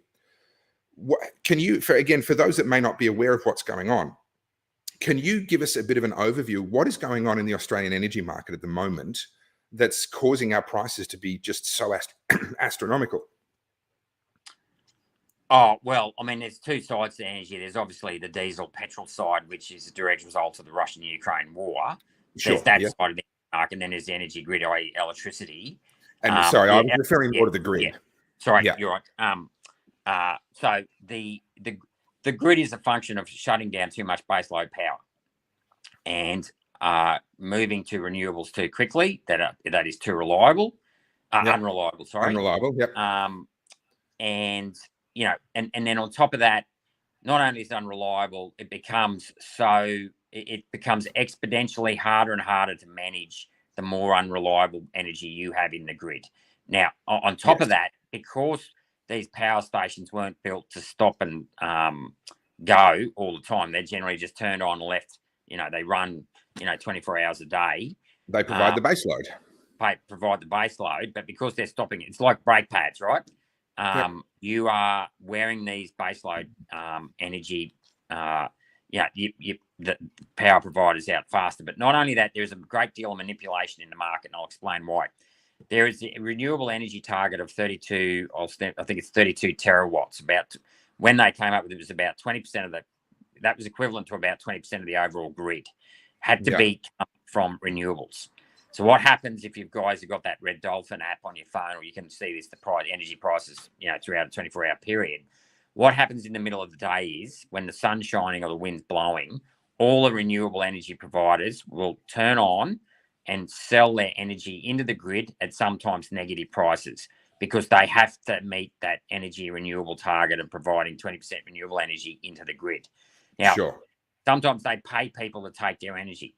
Now, in order to recoup those losses, they actually have to run the power stations, the baseload coal power fire stations. They have to charge more for that at night time, right? So that creates this false message, a narrative, that renewables are cheaper than coal, because we're selling renewables for next to nothing, and coal's being charged at $150 or $200 a megawatt, right? But that's not true. What they're doing is that because the market's manipulated, they have to recoup the losses from renewable energy at night time in order to make a profit, right? So the cost of producing the coal is no dearer or less at night time, but obviously they've got a monopoly on the baseload energy, and there's less and less of it, so they can charge more and more, and they have to charge more and more to recoup the more and more losses coming from the unreliables in the middle of the day. So that's increasing energy prices as well. Now, the madness of all this, and I'll give you, I don't know what it's like in Victoria with the brown coal, but up here in Queensland, we have oodles of black coal. And near my hometown of Chinchilla, there's a Coburn Creek powered fire station that is, it's a mine mouth power station. So the coal mine is right next to the power station. There is 400 million tonnes of resources there that you just have to dig up and burn. Now, in Queensland, unlike, what we didn't do what Jeff Kennett did. We kept our baseload coal-powered fire stations. You can dig that coal up. That coal belongs to the Queensland people. You can dig that up and put it straight into the power station for about $10 a megawatt. It is cheap as. But you're not allowed to, because of these market rules, you can't. Queensland has to pay. The Queensland government has to sort of buy that at market rates as well. But it's nuts. Like, when we've got so much in renewable, coal, and I'm not against nuclear either. I mean, nuclear, hydro, or gas. Gas is expensive though. We should be using it, right? But we don't. We continue to buy these foreign imported solar panels and wind farms and all the transmission lines, and then the batteries, the storage batteries. And, as Larry Marshall, the head of the CSIRO, said to me in estimates, it costs 3 times more to recycle a battery than it does to basically the metals that go into it. That's how crazy it is. And there's 40 different models to calculate net zero too, by the way, straight out of the mouth of the CSIRO. So, science is settled, but there's 40 different models to calculate net zero. And even if you got the net zero, there's no proof that you'd change the temperature anyway. Because there is no glass house in the atmosphere, right? There's no glass dome that traps convection. Turns into moisture. Can we pause on that for a moment? Because this is probably one of the least understood details. Because it's true, you can take a glass house, increase the level of CO2 in there, shine heat lamps at it, control all the other variables, and the higher the concentration of CO2, that will cause the temperature inside that box to increase as it holds more of the heat that's being projected onto it. And we've seen it done on Mythbusters. We've seen it done, in sort of popular science, and done in schools and all that sort of stuff. Can you just reiterate what you just said about Earth's atmosphere relative to that glass house box, and why that distinction actually matters? Because the glass house, basically, as you say, traps heat. So when the hot air rises, it gets trapped, and then overnight it cools and it condenses into liquid. Right? We have no glass dome between here and the outer atmosphere. Ultimately, outer space is negative 2 degrees Kelvin, negative 270 degrees. Yeah, and here's the thing: hot air rises, right? So it doesn't sink and it can't get trapped. CO2 is a gas; you cannot trap it. The faster, heat by definition is kinetic energy, the energy of motion, right? So the idea that you can trap it is just an oxymoron. But long story short, and I can quote Einstein on this in his quantum theory of radiation from 1917. He said, you've got 3 types of heat transfer: radiation, conduction, and convection. He said radiation is so small that it essentially drops out. So your big 2 heat transfers in the atmosphere is convection and conduction.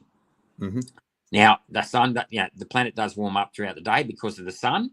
E equals mc squared, 600 billion tons of hydrogen fused into 596 tons of helium and 4 billion tons of photons energy, electromagnetic energy, that is carried in the form of photons. It comes under the Earth's atmosphere, 8% ultraviolet, about 44% visible light, 44% or 46% infrared.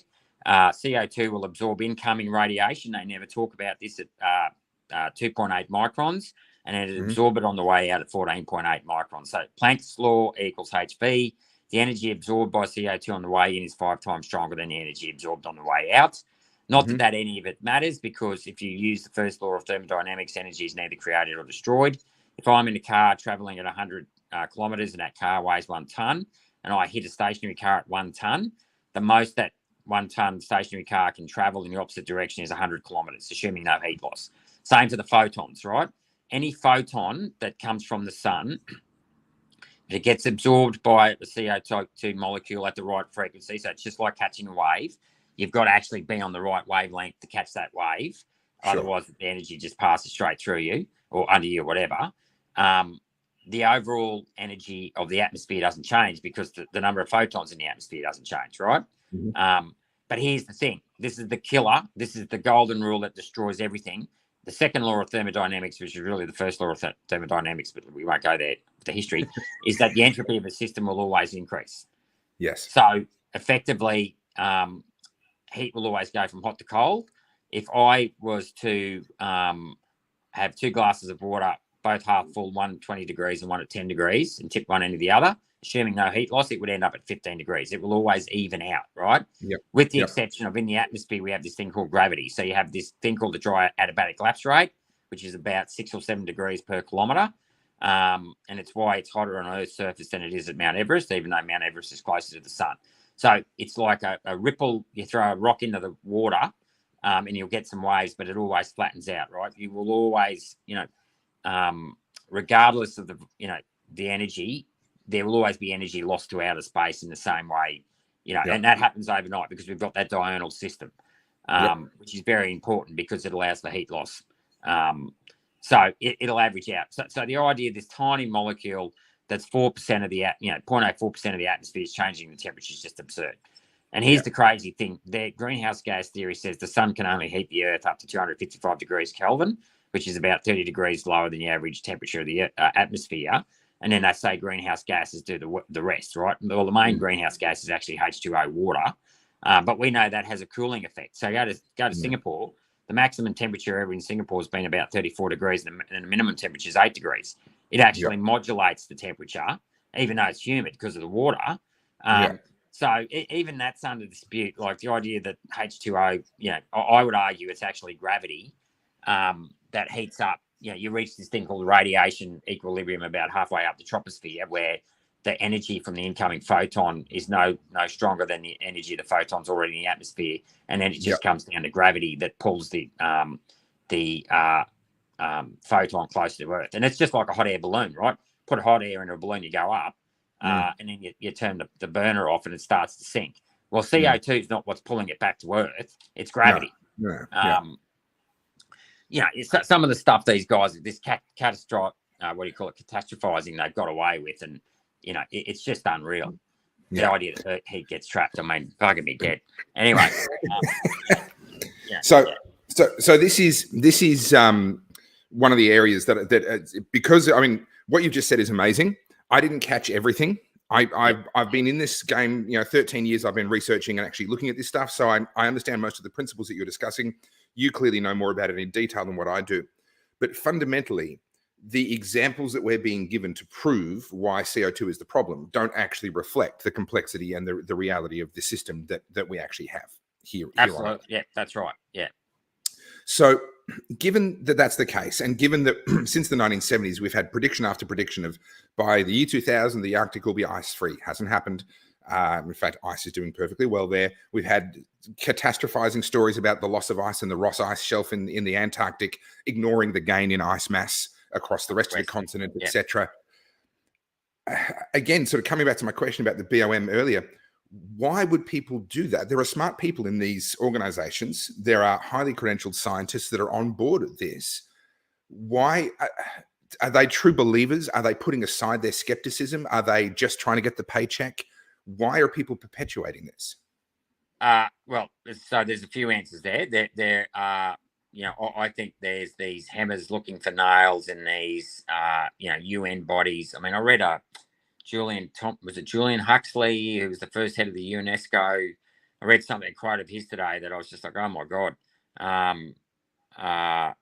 So some of these, and there's something happened in the early 60s, and was it Prince Philip and some Dutch guy, and there's a few organizations that start this stuff off, right? Yep. And then they push a narrative. Now, there's other people that, like I said, they start in a job, they want to protect the environment, and we should, big claim here. We all love the environment. We all want to protect that, right? Yep. I got kids. I want them to have a better planet than I've got. Absolutely. And mountain biker, rock climber, all that stuff. Went there, did it, tick box. Love the environment. But they then realise that their job depends on it, right? So they're what the journeymen, and likewise there would have been doctors that haven't spoken up because they saw what happened to their colleagues. So there's the journeymen who it's survival instinct, but then you have your useful idiots, right? And I say that respectfully, but it really does summarize it, where you have people repeating slogans who have no idea what they're talking about. And I called out Services Australia when I'm asking about vaccine injuries. They said how bad disease can be, and they referred me to the Black Plague. Well, the Black Plague was a bacteria; it wasn't a respiratory virus. That enters the bloodstream, not through your lungs. Completely two different pathogens.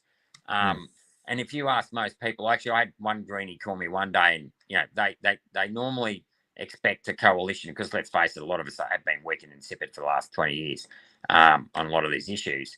Can I just say how nice it is to hear you actually just frankly admit that and just acknowledge that? So thank you, but please carry on. We have to admit it. If the Liberal Party wants to regain, and time will tell what happens, we have to be honest about the fact that we've got to grow a power and a backbone, and we cannot allow the left. And I say that respectfully because it's not the nature of a conservative to shove their opinion down someone else's throat, right? Sure. But as I said, with this disruptive technology, the world has changed. We can no longer be passive in this aggressive world. It's just, the good old-fashioned treat each other with respect, and there's two sides to an opinion. That is over. So we have to push back on this stuff. And now I've forgotten what we were talking about. Where were we? So you were... Okay. Someone throw in the comments where we just were, because I didn't actually mean to derail that. I just wanted to say thank you for being so frank. That's right. You were just about to talk about a greenie got in touch with you, and they expect a certain thing from a Yeah, that's right. So then I was like, he was probably expecting me to hang up, and so I stayed on the phone. And I said, no, let's have this debate. And I went through. You do realise that the science of heat's called thermodynamics, and then once I started prattling off the equations and the mathematics behind the science. So true empirical science is underpinned by mathematics, So there's no algorithm. I mean, E = mc squared is famous because it's an algorithm. Einstein is famous because of his algorithms. Planck's law is an algorithm. That is what underpins science. So the moment you go there, that they just fall to pieces. So coming back to the useful idiots, I mean, these guys don't even understand the science. And they get caught up in their virtue signaling, solar panels. And I must admit, I did get solar panels 15 years ago as well. The mask wearing, stay inside, putting the crappy thing on the Facebook, profile picture. I'm vaccinated, or, happy Ukraine Day or whatever it is. Let's virtue signal. So there's a lot of virtue signaling, holier than thou people out there, and a lot of this obviously comes from the natural human instinct to be inside a pack and to fit into the group. So that's how it happens, I guess. And so back to your question, it's a combination of, I do think there's people with ulterior motives. There's people who are journeymen. There's the useful idiots who don't necessarily have a job that depends on it, but hey, their friends agree with it and they want to keep their friends and they don't want to look for new friends, so they go along with it. And then there's the people that who do try and speak out, then become vilified, and no one wants to be that either. So they'll shut their mouth and grind their gears, and mumble about it in the background. There's that sort of fourth person, and then there's the fifth person that actually speaks up and gets their head shot off. But sooner or later, those people will be the people that move that Hegel's dialect. So I don't know when you would have first come across my work, but some years ago, getting close to a decade ago, I released a thing called the 50 to 1 project. And this was essentially taking the UN's IP, what was their assessment report at the time? It might have been the AR 6 or 7. 4 or 5. What are they up to now? No, 7, 6 or 7 now. So it must have been. They're 4. up to. They've just released 7. Was 4. Yeah. Yeah. This would have been probably AR 4, maybe AR 5. Yeah. The premise of the 50 to 1 project was that they are right about everything. We just assumed that everything they said was completely spot on correct. And we applied those formulas that they had, the calculations that they gave you, to the proposed not a carbon tax that Julia Gillard was trying to push through at the time, and assumed that went perfectly, and we achieved all of the reductions in carbon dioxide emissions that they aimed to achieve. And if my memory serves me correctly, having spent billions upon billions of dollars and massively disrupted the Australian economy, by the year 2100, the Earth's temperature, assuming that the UN was correct about everything, would have been reduced by, if my memory serves me correctly, 0.0004 of 1 degree. Yeah. That would have been the impact. And that's just assuming that they're right about everything.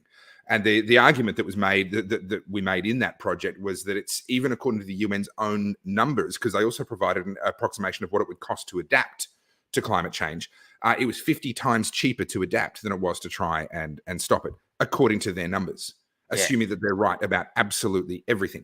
So there is this sense that it's almost become a belief system, a social signal, a club. We saw that again with COVID. You were talking about the performative obedience. It's not enough just to obey. It's not enough to go and get your jab. You have to have the photo and put it online. And there's this performative aspect to it. I don't know whether you're a man of faith or not, or where you stand on any of these sorts of things, but do you get a sense that people are in a way replacing what has historically been organized religion with some of this stuff? Is that a fair comment? Yeah. So it's a different form of fitting in, I guess, and being part of the pack. And technology has brought the world closer. It has also enabled those who run the world to control it much easier, to get greater control of many more people and to have fewer narratives, because the media streams are less and less and less. And so the village is becoming bigger. And of course, but with that control becomes a more of a, and I tending to use these words a bit too much probably, but, there's a fair bit of truth in it. We are becoming more communist-like in the sense that, or totalitarian is a better word, sorry, in the sense that fewer people can control a greater number of people and therefore have greater control, total control. Yeah. So, and therefore their church or cult or whatever you want to call it, it does become easier to do that. So one of the things that gives me a lot of hope has been the response that we've seen from so many. I mean, I'm in Victoria, so I'm going to say Victorians because that's where I sort of see, but so many people around the world and throughout Australia that their trust in these institutions has been shaken as a result of what we've seen throughout COVID. I think there's a lot more people that are starting to question things that ought to be questioned, and doing some research. And it's hilarious how if you do research before buying a house or a car, you're considered to be a smart consumer. But if you do research before getting an injection into your arm, then you're a conspiracy theorist. It's quite interesting. But there are a lot more people that are beginning to sort of step up and ask these questions and do some of this research. Do you believe we're kind of over the worst of the COVID stuff? How do you see this going forward? We're seeing people are asking for amnesty, so, writing articles in the Atlantic saying, "Oh, mistakes were made. Can we all just forgive each other and move on?" There seems to be more and more of an acknowledgement that actually government's got this quite wrong. Where do you see that heading? Or do you even agree with that? And if so, where do you see that heading? No, I don't think we've, we haven't got rid of everything yet. So there's still, we haven't got rid of everything, no. Yep. We've got a traffic light system up here in Queensland, and now a lot of those so-called emergency laws have become permanent laws. Mm-hmm. So, and the template has been set, they got away with it once. They will try it on again. And even today, I think Kerry Chan put out another thing about this new variant, nightmare variant going around. They are normalising the paranoid behaviour. Yeah. And whether you like it or not, our children will think this is, they've lost valuable school time. They will. Your audio has gone a bit strange. Are you holding your phone? Yeah, there we go. Thank you. My thumb over the speaker again. Sorry. Microphone. Sorry. So they have normalised this paranoid behaviour, and next time it happens, it will be easier to do. And can I say, I actually live in fear of these lunatics doing gain of function research, actually creating something that will be bloody deadly. So, I'm not going to necessarily be a cynic every time. If I suddenly see that age of death at 50, then we've got a problem. I'll be saying, hang on, guys, this is the real one. We have to be careful of being the boy that cried wolf. Don't get me wrong. They are catastrophizing this stuff, but these lunatics and these gain of function scientists, I do fear, you talk about sort of World War III. The other thing is, it probably doesn't keep me awake enough yet, but it's a real risk, is that these idiots create I was going to say a word there, but I won't say it so you don't get banned off Facebook. You know what I mean? Yes, I do. So, it could happen, but definitely they've set the templates up. There's a whole COVID departments out there now in the bureaucracy that'll be going, well, I want to keep my job, so we're going to have to keep this crisis going, right? Yeah. So some point, it may be a decade away. I think they'll try it on again. And now how it happens, and whether we're still around or whatever, we don't know. But bit by, and they've got the digital passport there now, the vaccine passport, so then you come back to facial recognition, and even the Current Affair was talking about facial recognition last night. This isn't something that's, in the, dark, deep depths of the dark, dark web or whatever. Yeah. No, like technology is bringing us closer together, and the people, we can be easily controlled through the media. Censorship, coercion, and propaganda. This is just the beginning of a long road that we are going to have to learn to live with this technology. And just like water and fire can be used for good and bad purposes, we are going to somehow have to find our way in a world whereby technology is used for good and not bad. Well, that would be my counterpoint, is that same technology that gives them the opportunity for all of this control is what gives us the opportunity to have these conversations and to have nearly 500 people watching, and thousands will watch it over the coming weeks. It's given us the opportunity, the ability to find each other and to support each other. If this had happened in the 90s, before we had instant messaging and all of that as commonplace as what it is now, the ability to, I follow Dr. John Campbell in the UK. I've watched a bunch of stuff with a whole bunch of other world-renowned experts. That wasn't possible only a few decades ago. So that same technology that's enabling the wannabe, all-powerful replacement for God, I think is how they see themselves, is also enabling us to a certain extent. Here in Australia, have you heard at any official level, have you heard any rumblings about introducing a central bank digital currency, or has that not sort of arrived on Australian shores yet? Look, I think the RBA does discuss digital currency. Okay. I think they have discussed it. And I haven't, look, it's a concern. It's one of those rabbit holes I haven't spent a lot of time going down. Sure. But it's a good question because, yet again, this will be one of those technologies that, I think they will use. Personally, I don't think we need to go there. I've never been a big fan of crypto because I'm a hard assets man. Paper's paper. Sure. And, do what you like, guys. But I've had stocks since the late 80s. I bought my mum bought me $2,000 gold stocks in September 1987. And we had to crash in October 1987. So mum was about to retire and that wiped out her savings, so she had to work another 10 years. So our family's been rogered every which way from Sunday because of the stock market. So there's a lot of cowboys out there in the financial markets, and that includes crypto, where a lot of them have moved to. So the one thing whereby I'm not a libertarian is I really believe in government-backed currencies that are backed by sovereign infrastructure, because I know the history of currencies.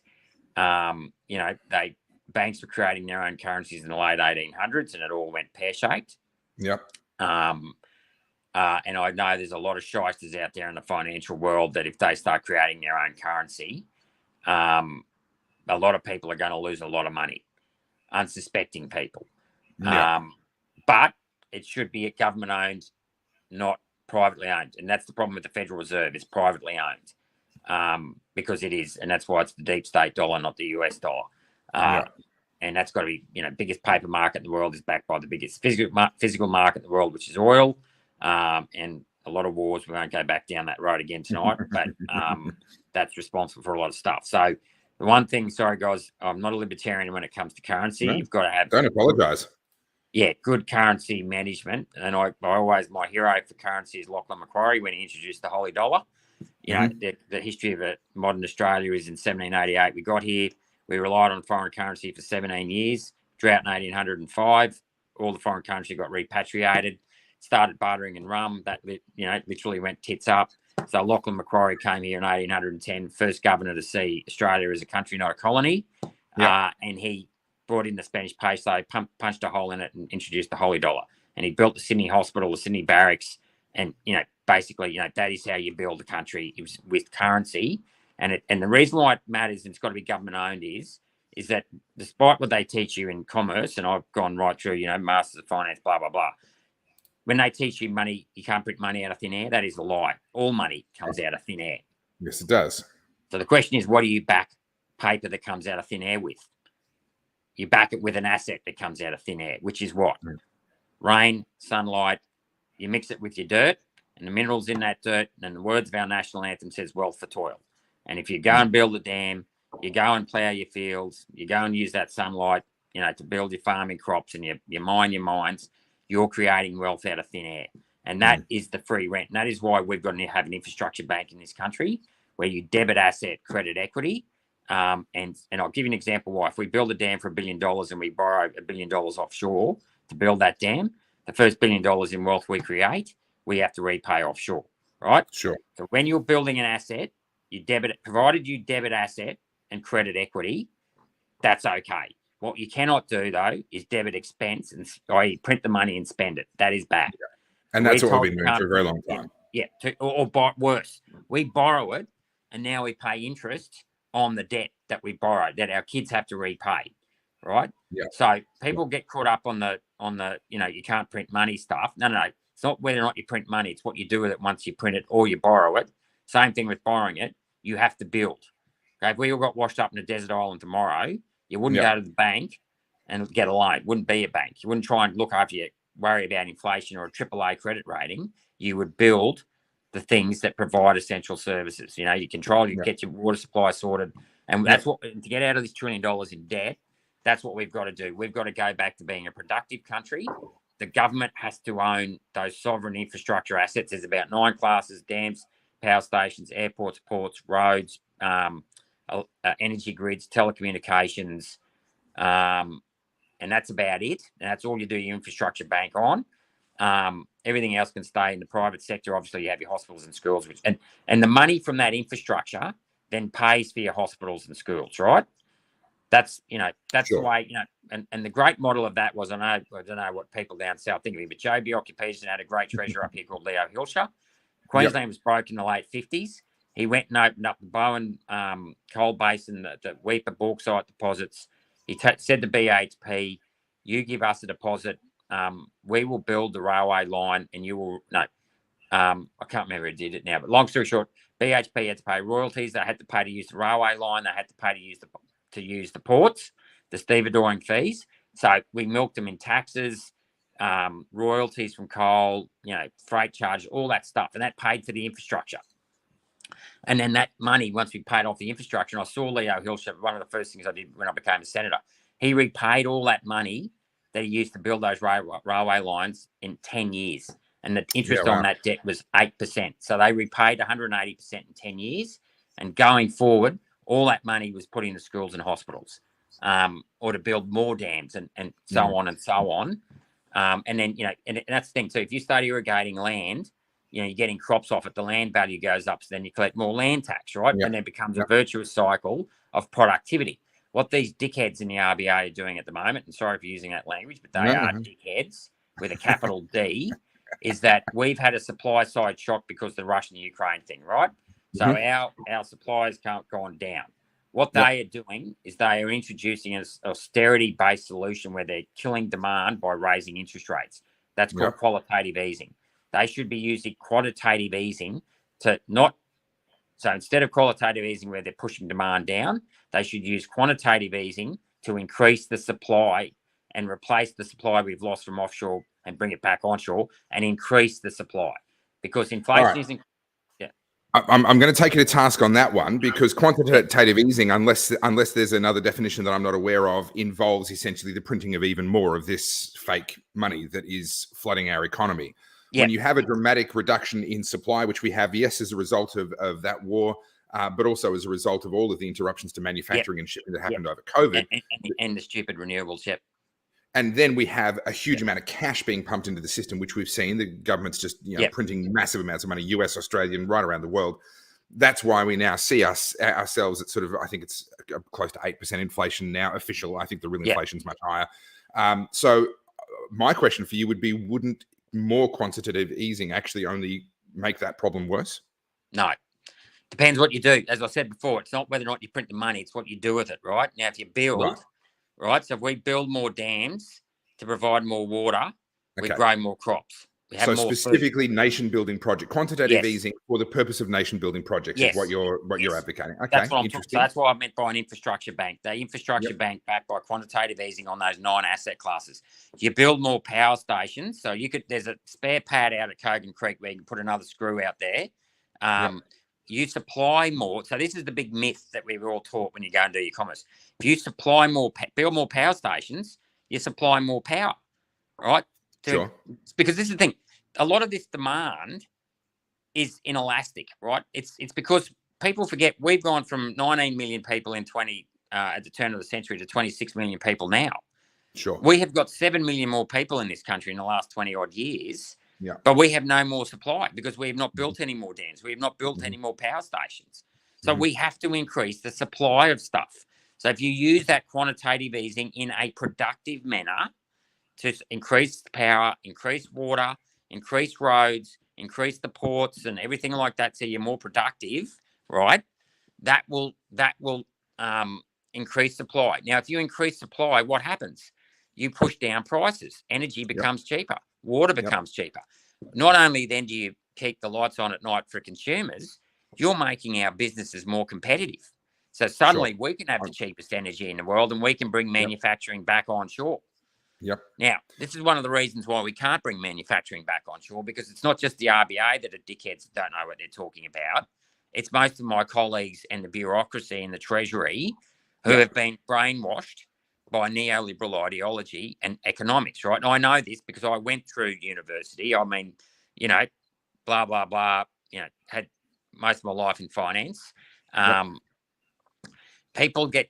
I don't believe in free markets. It's an oxymoron. It's a unicorn, right? It's a pink, flying pig. There's only two outcomes in a market. You're either making money or losing money, right?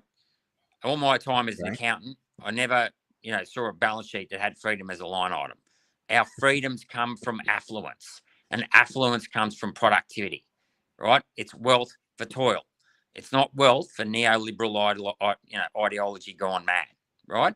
If you want to get out of the mess we're in economically, we have to build. Just like if we rocked up on a desert island, you've got to build. We've got to go back to building infrastructure and building stuff that provides cheap energy, so that the likes of BHP and all those, go back to, add another, build more steel works. We can bring back our car. There's a taxation issue there as well that I don't know if you want to go into. But long story short, onshore tax rate's 30 cents, offshore tax rate between 0 and 15. It's why our profits always go offshore. We've got to lift offshore tax rates and make it higher than onshore tax rates. So this whole idea of quantitative easing is bad. Well, that's another myth, because we have expanded our balance sheet. So you've got on your left-hand side assets, and on your right-hand side, you've got debt and equity. We have expanded to increase the asset base of those 7 million people. How have we funded that, Topher? As a nation? Yeah. Well, most of it's debt. Foreign debt, exactly. Yeah. Right? So that is also quantitative easing, but it's debt, right? Okay. And it's debt that you borrow and then you spend. So it's just like if you've got two children and you give them 50 grand when they finish school, and one goes on a Kentucky tour for 3 months and, has a 50,000, or say you gave them a MasterCard, credit card. One spent 50 grand on grog with nothing to show for it. And the other one went and bought a business, right? So both of them got the quantitative easing, suddenly had an expansion of their balance sheet. One was productive and one was a consumer, right? You got to save, you got to produce before you consume, right? We don't do that. Debt accelerates consumption and makes it easy. So we're now paying the price for 30 to 40 years of low productivity and too much consumption. And to reverse that, we're not going to reduce a lot of that consumption, because things like power, water, and food are very inelastic.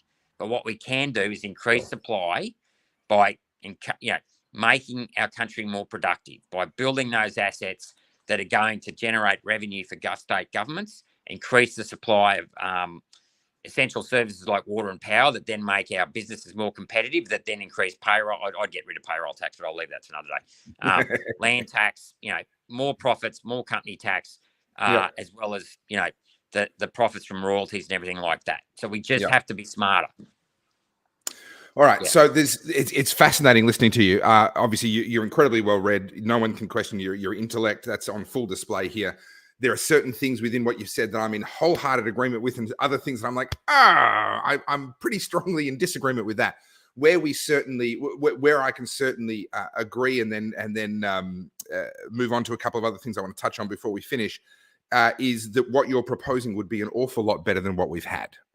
I will certainly agree with that. If we're going to be printing money, if we're going to be injecting money into the economy, Kevin Rudd's $900 new TV fund was a terrible way to do that. Oh, absolutely. And there are much more intelligent options out there that may not fully align with what I would love to see, but would be an awful lot better than what we've had. I'd love to. Someone asked before, or someone made mention of the Bradfield scheme. Now, I don't know if this is something that you've spent a lot of time on. I know it's obviously it can be a hot button issue in Queensland from time to time. I know that Senator Malcolm Roberts obviously has his own sort of version and proposal on that. I really like it. Let me mention two things before I hand back to you. So in Canada, when they were trying to open up a lot of Canada, and it was obviously a very large country, parts of it are very inhospitable, an industrialist went in and said, okay, I'll build a railway for free. All you have to do is give me the land a mile on either side of that railway, and I'll sell that land to farmers who will then have backdoor access to a railway that will stop for anyone that has goods or anything that needs it along that railway. And the funding for this kind of came out of nowhere in a sense. I mean, that was worthless land. And by saying, I will put this piece of infrastructure in, that land became valuable. People went and spent the money, and that funded the piece of infrastructure. Sorry. You've just lost power? No. Just give us a minute. I've just got to put my office Did the light wind back on. Did the wind stop or something? What happened? The No, solar no. panel, It's just the sun went down. wait, no, back on. Yeah, sorry, go on. And I see a lot of similarity between that and what Malcolm Roberts is proposing with his version of a Bradfield scheme, where essentially diverting tropical rainwater inland towards good growing areas that don't get a lot of rain at the moment, and then selling that land and selling that water to then fund the actual cost of the project itself. Where do you stand on that as an idea? Okay, so just so you know, my dad was an aerial surveyor. I worked for a company called Adidastra, and he also, surveyed large parts of Australia as well as Papua New Guinea, the Erin-Jarrah border. And one weekend he pulled up in Burke, rode some bulls, met mum. Got kicked in the head, met my mum, who's a nurse, and that's how they got married. So I know all about the Bradfield scheme, because my dad was an aerial surveyor and surveyed large parts of Australia. The Bradfield scheme from north to south won't work. Okay. You don't need to take the water all the way from north to south. There's plenty of places up there you can leave it. But where it will work, if it was left to me, you've got to use the Clarence River. So from east to west, right? Okay. So my understanding of it is the Clarence Dam, you only need about 10 kilometres of pipeline to get it because the Clarence River runs parallel with the Great Dividing Range for about 200 kilometres north to south, and then from about 100 kilometres from Kempsey south to north. But it stays high. So you have a massive catchment in a high rainfall area. You push that rainfall through a couple of pipelines into Copeton Dam and get into Murray-Darling. That is a very good idea. That is where I'd do it. I'd also look at the back of Stanthorpe. I think it's the Fish River Dam project where you can push a bit back up into the Condamine. And there's also the, I can't believe I've forgotten the top of the Dawson River. It'll come to me in a minute. That you can push it from Wandoan back down in the St. George and the Murray-Darling Basin there. That is the extent that you need to do it in the southern Murray-Darling Basin. Sure. And likewise, you can push it from east to west. And there's different arguments, and some farmers will tell you don't need to do it, where you can push it out as far as about Hewarden. Beyond Hewarden,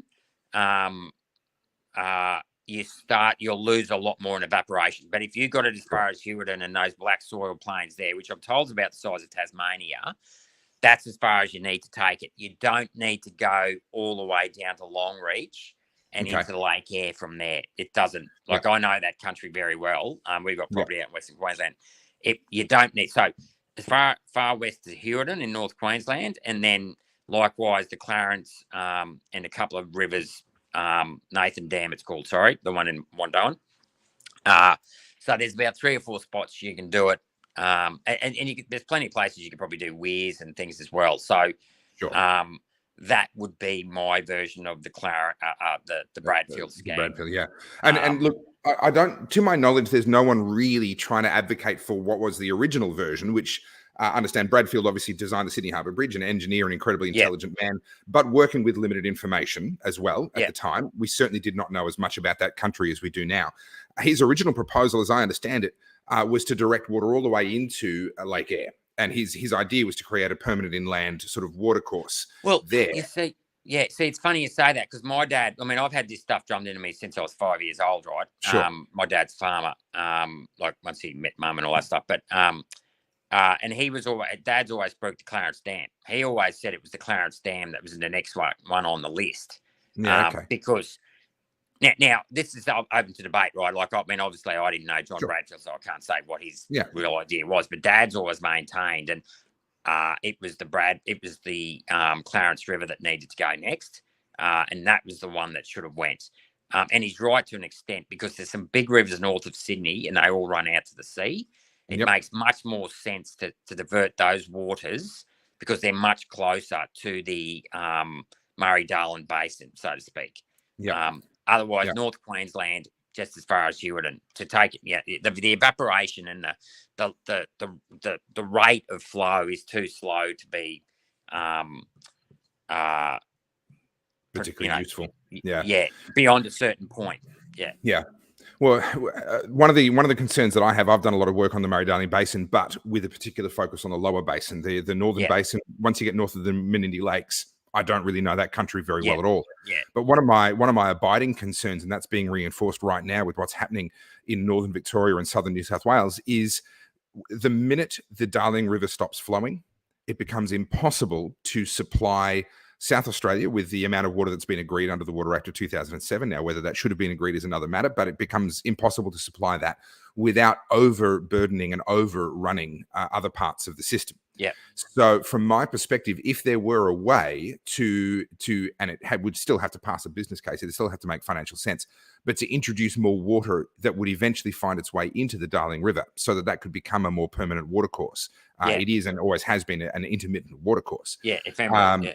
Yeah, then that would allow us, for example, right now up in the Sunraysia region, there's massive almond plantations being put in, and they can buy up water on the temporary or permanent water market.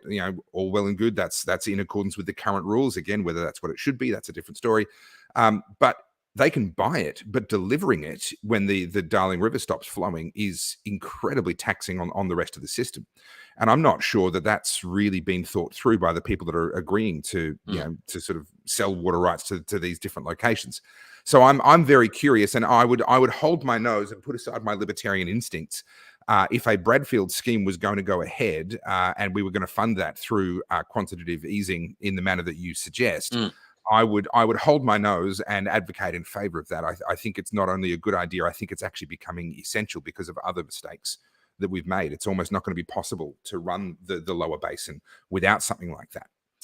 And by the way, they need to, that lower lake scenario there in South Australia where it's fresh water, like they need to let those barrages, come in, and it doesn't need to be fresh water. I mean, you could build a wall, or even if you just halved the size of the split between fresh and something's got to give there, because that's just totally unsustainable. And to get water to South Australia from Queensland, I forget the numbers, but it's something like I think 90% evaporates before it gets there. So the level of evaporation to get to South Australia, for every litre they get, it costs the upper basin, or even New South Wales, and that somewhere between 3 to 10 litres, just completely unsustainable. I mean, that would be the one place that you'd go, let's build a desalination plant, but damn everywhere else, Look, I've done a lot of work on the lower lakes, and there's videos out there on my position on that. I think we can probably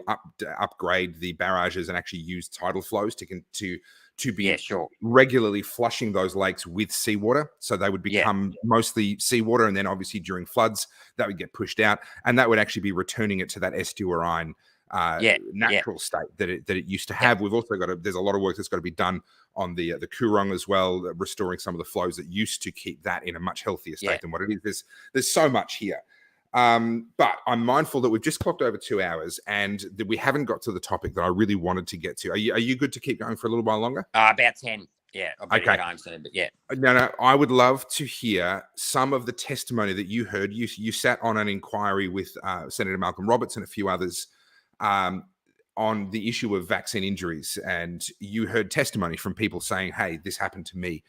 What can you share from that? What are some of the stories and some of the takeaways that you got from that? Well, look, on that inquiry, a lot of those people who had the vaccine injuries I'd spoken to 4 or 5 months earlier. So they were people that originally came to me in October, November last year.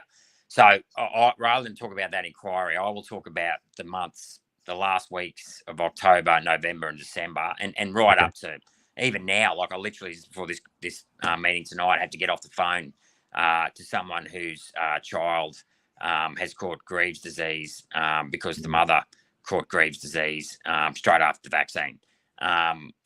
That was just something else that, quite frankly, I think I'll probably, if I was to be honest, will impact me in a way that, I never expected when I became a politician, to have people send me photos of coughing up clots.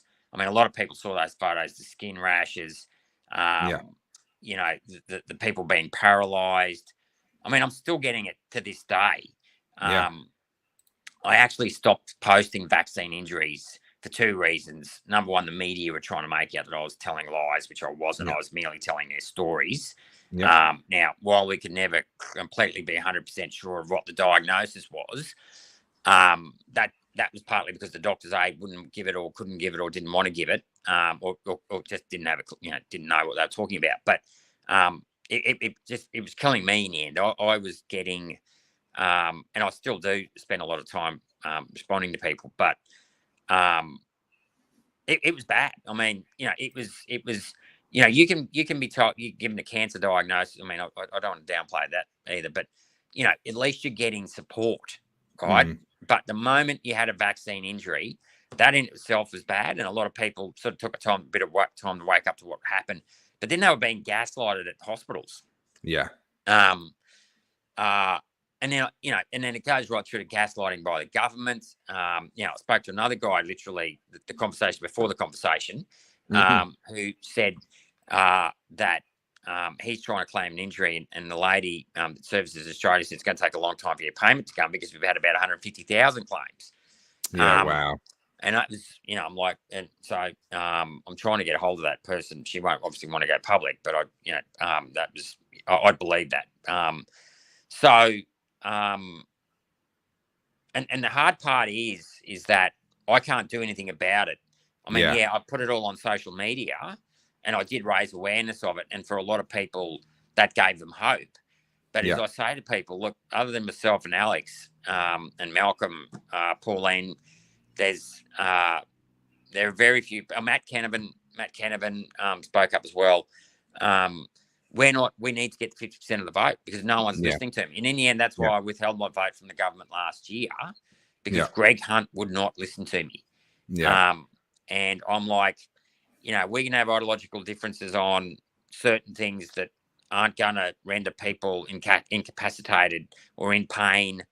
But you've just spent 2 years shutting down the country to protect them from a virus that had a, pick your 99 point, pick your decimal point survival rate. Now you're ignoring vaccine injuries. And gaslighting them. So that was very stressful.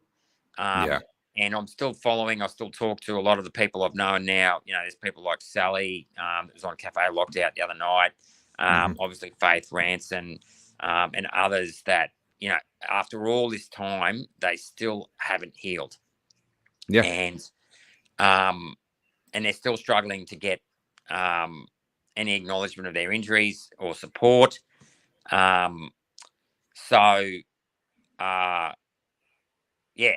mean, it's something that I still haven't come to terms with. And I know many of the people that have been injured or lost their jobs through mandates haven't come to terms with either. And it is not something that I think people will ever forgive.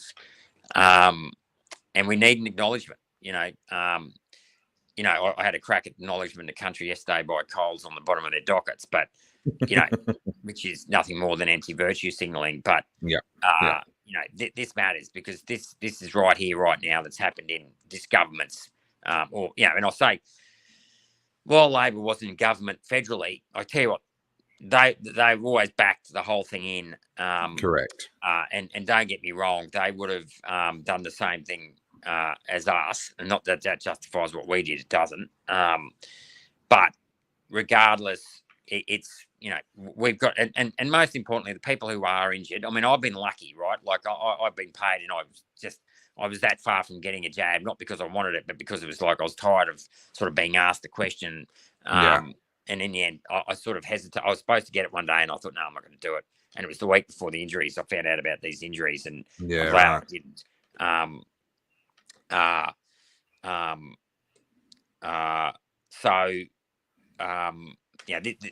We've got a long way to go with this, and I've been lucky, but a lot of people haven't been, and we have to do the right thing and make sure they, to the best of that we can, and we can't repay these people what they've lost. Even if they were to recover tomorrow, they've lost 18 months of their life plus income. But we've got to try and compensate these people to the maximum amount that we can, and it'll never be enough. and we got to fight for it. You know, Iraq's a classic example. You know, if you watch that shock and awe of you know, where they went and bombed the crap out of Baghdad early on, and it was all based on a lie. It's not, you know, unfortunately, justice isn't always served. And I'm determined, while with my remaining time that I've got in the Senate, assuming I don't get in again, that you know, I will keep that going. And sometimes I hate myself, you know, I get sick of myself on Facebook banging the drum about this. But it's not enough to just stop what happened. We have to bury their narrative, number one. Number two, stop it, number one, bury it, number two, and then make sure they never do it again. And number four, make sure all those people get justice and compensation. Well, I'm just mindful. Yeah, I'm just mindful of the time, and I don't want to overstay my welcome. You've been incredibly generous. But can I just say, from the bottom of my heart, you and a very small number of other people, yes, I know that you may feel that all you could do was bring attention to it. But the fact that there were voices out there that were saying these things, for a while there, my inbox was full of people in despair, either initially because of the vaccine mandate, well, the lockdowns destroying their lives, businesses, etc., then the mandates destroying their lives and businesses, and then it morphed into people that were bullied. You know, their own families are essentially being used against them. You can't feed your kids unless you get this. I mean, how do you put any parent into that position? And so many people took them under extreme duress, and of course, a proportion of those people have been left with you know, sometimes permanent and very serious injuries. And for a while there, I had, you know, they were reaching out to me as well. So I share your hurt on that. And that pushed me very hard. And I had to, I'm seeing a counselor and working through some of the stuff that just came out of that whole era down here in Melbourne, obviously, you know, in addition to which we had all the police violence and everything else, but it leaves a mark, and I empathize with you on that. But please know that as much as you may feel you were only speaking, the fact that you were speaking was more profoundly impactful than you probably know, even for people as far south as a Mexican like me. So thank you very, very much. I do deeply appreciate it. Yeah, no, and look, you know, I'm sorry it happened, and I'm sorry I was part of that government it happened in. And, you know, I know that I spoke up, but it's still not enough. I mean, we've got to actually get the action, and you know, we just got to keep fighting until we get there. Yeah. Look, all in good time. But speaking of time, thank you so much. You've been incredibly generous. I know you're a busy man, and there's lots of people that want your time, that you've given me 2 hours and given us 2 hours here. I've watched many a speech from you. I've always been impressed. But the way that you are able to speak with genuine depth and knowledge across such a broad range of topics, these last 2 hours has just been a non-stop advertisement for your quality as a human being and the work that you put into what you do. So thank you so much, everyone that's watching. I hope you've enjoyed this as much as I have. This has been a real thrill. And I hope that you'll tune in on Monday for another slow chat and Thursday for another after that. We're doing 2 a week for the moment. Please say thank you to our guest for tonight, Senator Gerard Rennick. Gerard, go and see your family and have a great week. Thank you so much for coming on. And thanks, Topher, and thanks to all your listeners. Have a great night.